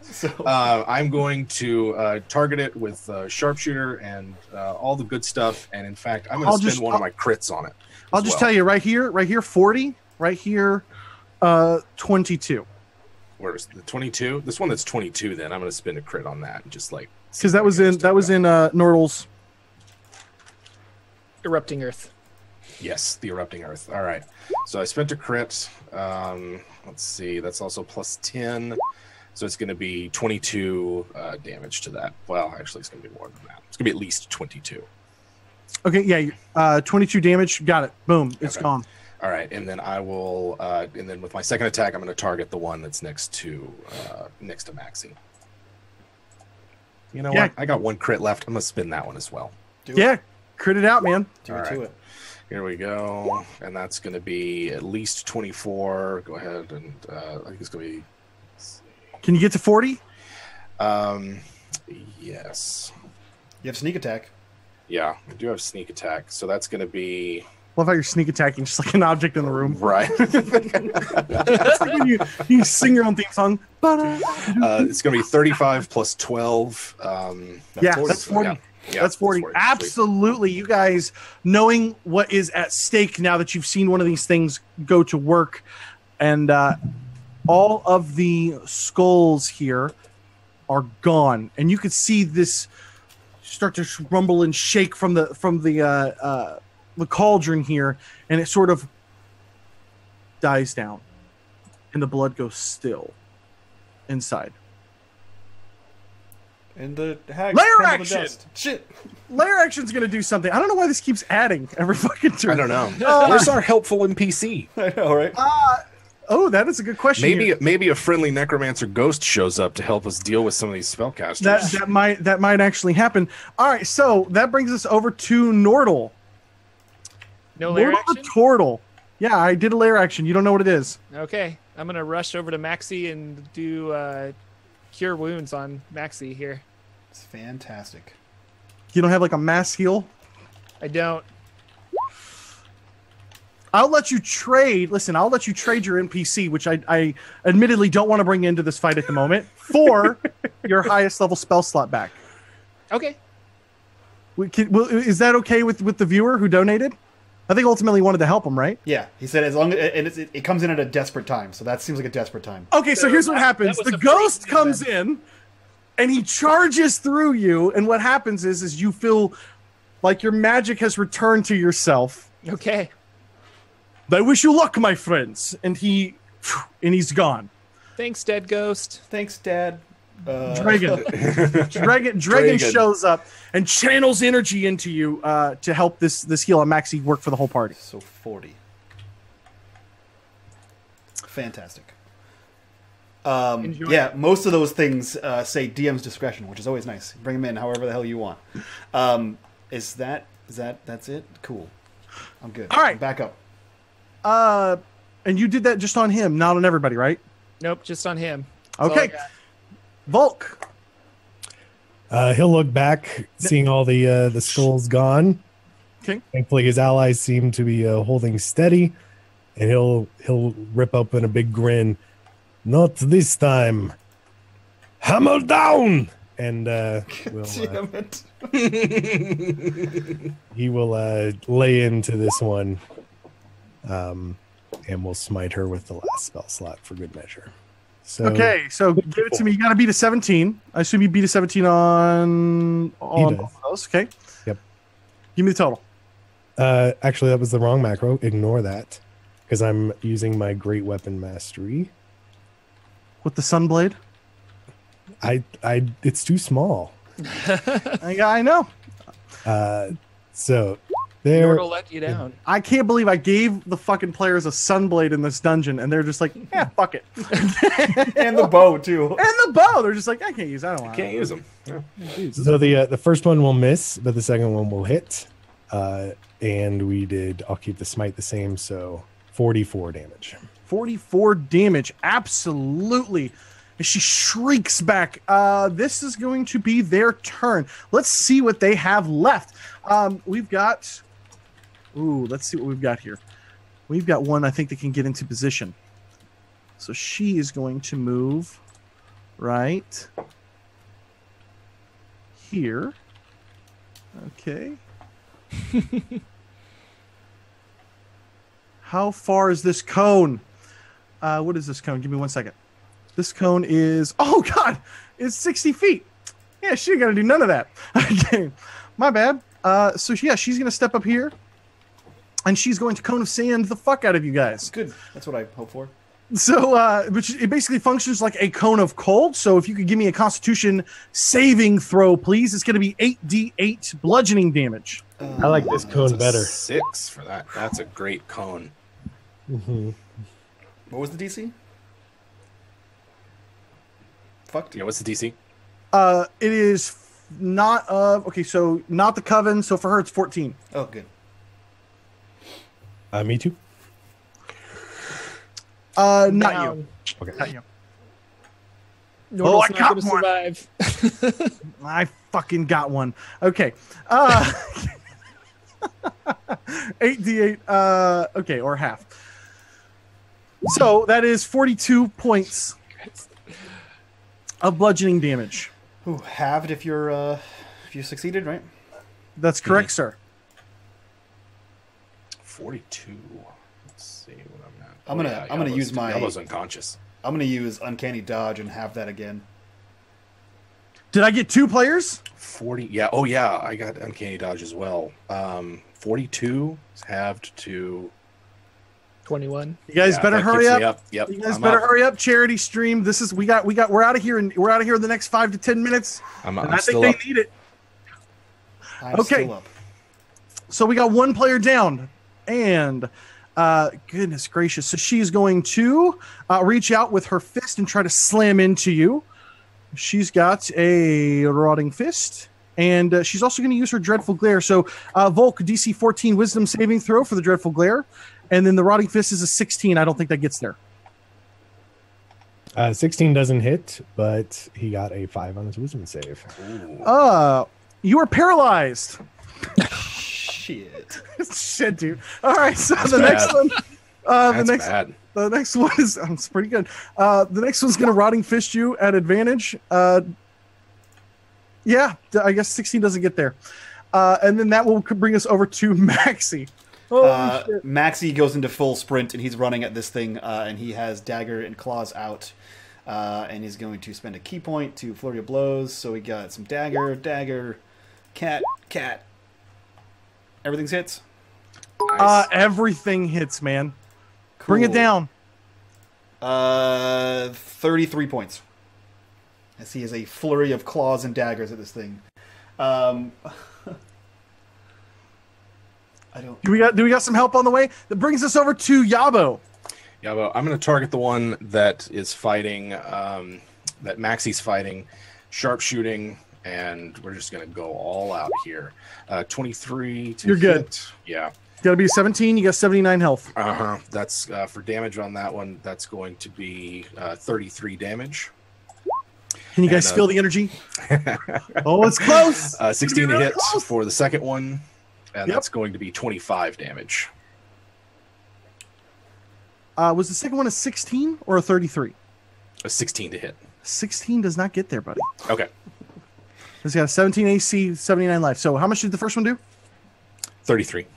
So I will give you a heads up there, Jim Davis. There was a donation for you. You have advantage, you magnificent bastard. I would love to use that for that one and turn that 16 into a 33. Can you deal 46 more life? I can deal 25 more life. 25 more damage. You're firing off in desperation. You see Nordal go down, and the sand is just covering all over you. You got it all in your eyes and everything like that. And then that brings us back around to the lair action. It's going to do something. I'm not going to tell you what it's going to do. And that brings us back around to Nordal. Nordal, get me. Before you give him that death saving throw, Yordle, there was a donation for 2d10 of healing for the first person who goes down. Yordle, that is you. The divine spirit of nature saves you. So you guys see Drigan come back. I told you it would not be easy, my friends. And he's just channeling, and you can see him becoming like weaker and fading out a little bit more and more. So yeah, you're up, buddy. Cool. 2d10. Yep. This is such a fun way to play D&D. 6 hit points. All right. Your 6 hit points can cast spells. That's all you need to know. That's true. Okay, shoot. I was not planning on actually attacking. Jordan, I'm going to come up here. You have a critical hit still. I know. I have a critical hit, so I'm going to use... Can I still say that I have my flame blade even though I went down, or no? Or fuck it, I'll cast it again. You'll have to cast it again. But she's got 21 life here. Just to So I cast it again, and I'm going to use my critical, so that's going to be 6d8. Oh, I have to attack. No, I don't have to attack. I do my critical. Yep, Okay, so so give me I'm just rolling 68. You got to get 21. But is it fire damage? 30 fire damage. Nice. You notice that the flame and the fire was particularly effective, and you just come up immediately, like, thank you, Dragon, and you just rush over and as fast as a turtle can go. And yeah, absolutely, you see it, and you hear this big shriek as she reels back and she's grasping, leaning against the pillar there, trying to put the flames out to no avail. She drops. I give one of these to my necromancer friend. Volk, I believe you're paralyzed. Thank you, chat. Thank you so much, chat. The mummy is going to turn and shriek back over here. What do they have left? They have Phantasmal Killer, of course.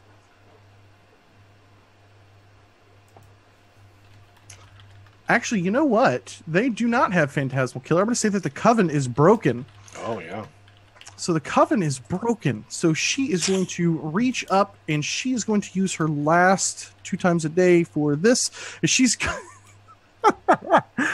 she is going to Cone of Sand you guys over here. She has it too.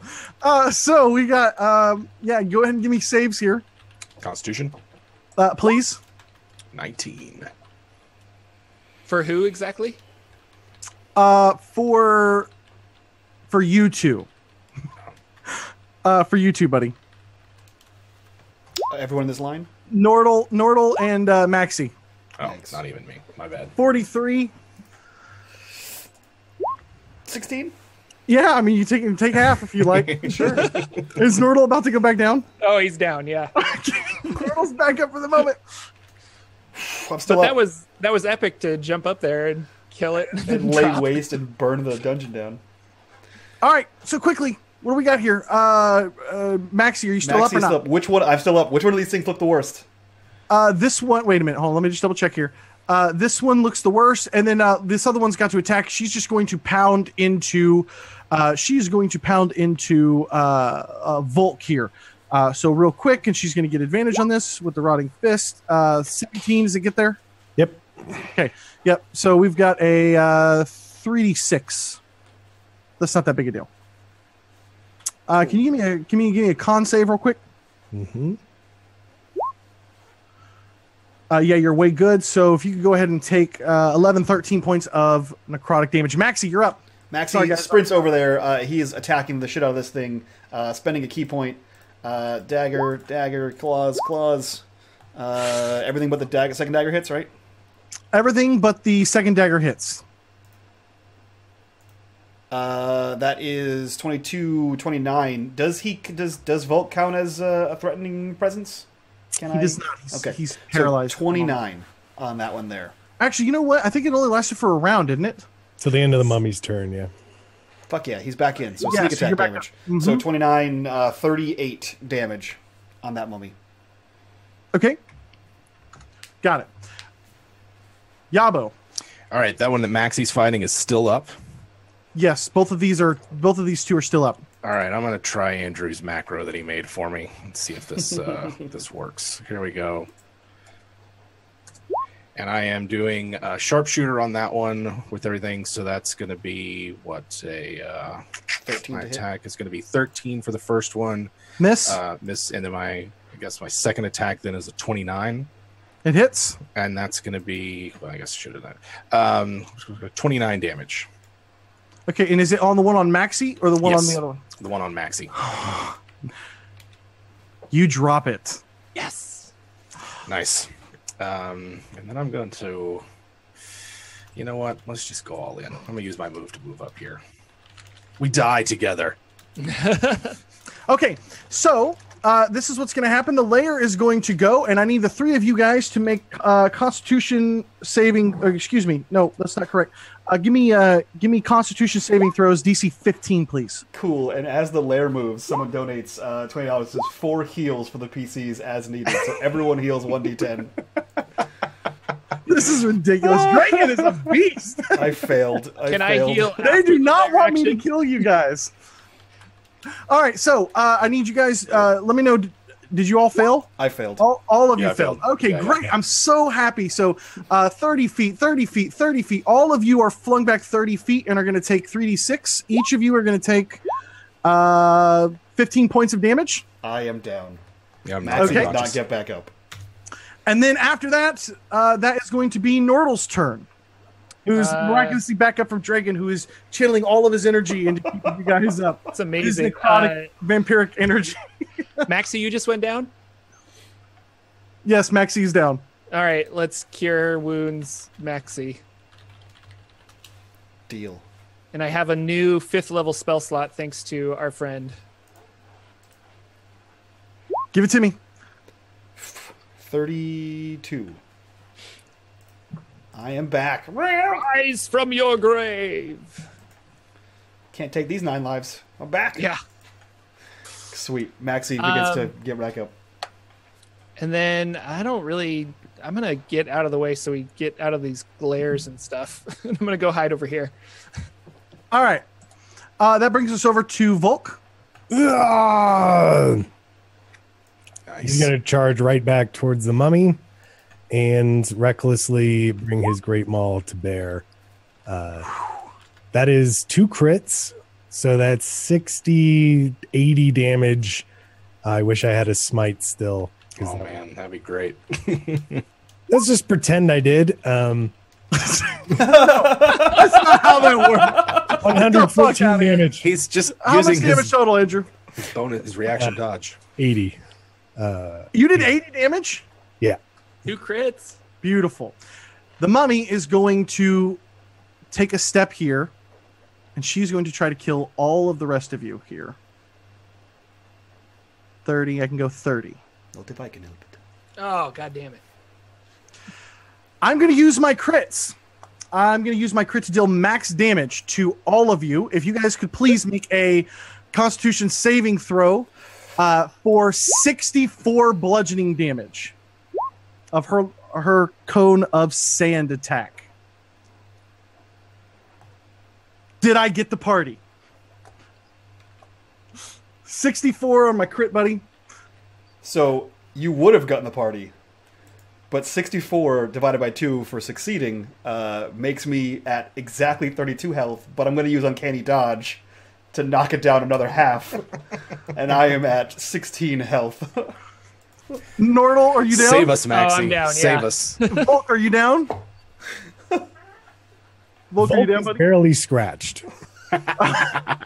And Maxie, are you down? No, You're I'm not. at 16. Yabo, are you down? Yalbo was already down, so he takes a failed death save from taking damage while unconscious. I'm going to say you take 2 Okay. because it was max It was a damage. crit, yeah. And that brings us to Maxie. Man, Maxie looses one of the daggers out of his bandolier and slices at this thing and charges in after it. So dagger, then he's going to make his second attack with a dagger. Yikes, that was a fail. And then he's going to do another key point for Flurry of Blows. So the Are you going to middle move up two. to it? Yeah, Are you yeah, gonna- I am moving up to it. I just didn't move the character yet. You'll have advantage. I have 30. advantage. I have 32 life. That's right. I have advantage. have No, 32 this life. still would have missed. The 14 is not a hit, I don't think, right? No, 17. So that would be 16 and then sneak attack damage. Come on, roll. So 26. Oh. That is not enough to get there, my friend. That's all She's I at got. 6 life. And that brings us over, just because I want to see this, that brings us over to Yabo. Oh, that's a bad miss. For a death Yabo save. goes down. Yabo's dead. As you look over, Volk, back at Yabo, who is just like undown, you can see the spirit rising up to stand next to Dragon. Okay. As Yabo has passed from this world. But for some reason, his spirit is still trapped in this tomb. That brings us to the lair action, who's going to do something I'm not going to tell you. And that back over to Nordal. Nordal, give me a death saving throw, please. You pass. Volk, I got a feeling what's about to happen here. It's all you, buddy. Is there any hope for his friends, or does he just putting her down? Well, Nordal's about to pass from this world as well. Possibly. Kill her. Get her, Volk. You hear his ghost shit at you. Yeah, I'm just going to go there and comment on everything as a ghost. Commenters are always great, aren't they?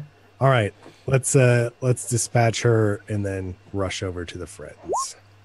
Yabo is the ghostly embodiment of the comment section. Volk, Andrew, if you would be so kind as to describe your killing blow. Absolutely. So he cries out, "Yabo, no!" and turns back to the mummy woman and uppercuts her with one swing of his hammer, then jumps in the air, and while she's still in the air, brings her down to the ground, and she bursts like a big sack of flesh. As she bursts, you can hear the chamber go quiet. And then the pot in the cauldron begins to bubble and boil and bubble and boil. And you can look over and you see it crack, but it's not spilling out. And coming up, the blood literally lurches up and blasts the cage away. And it lands down on the ground. And in front of you is a single gray wooden mask laying on the floor. And from a place that you cannot detect, hear a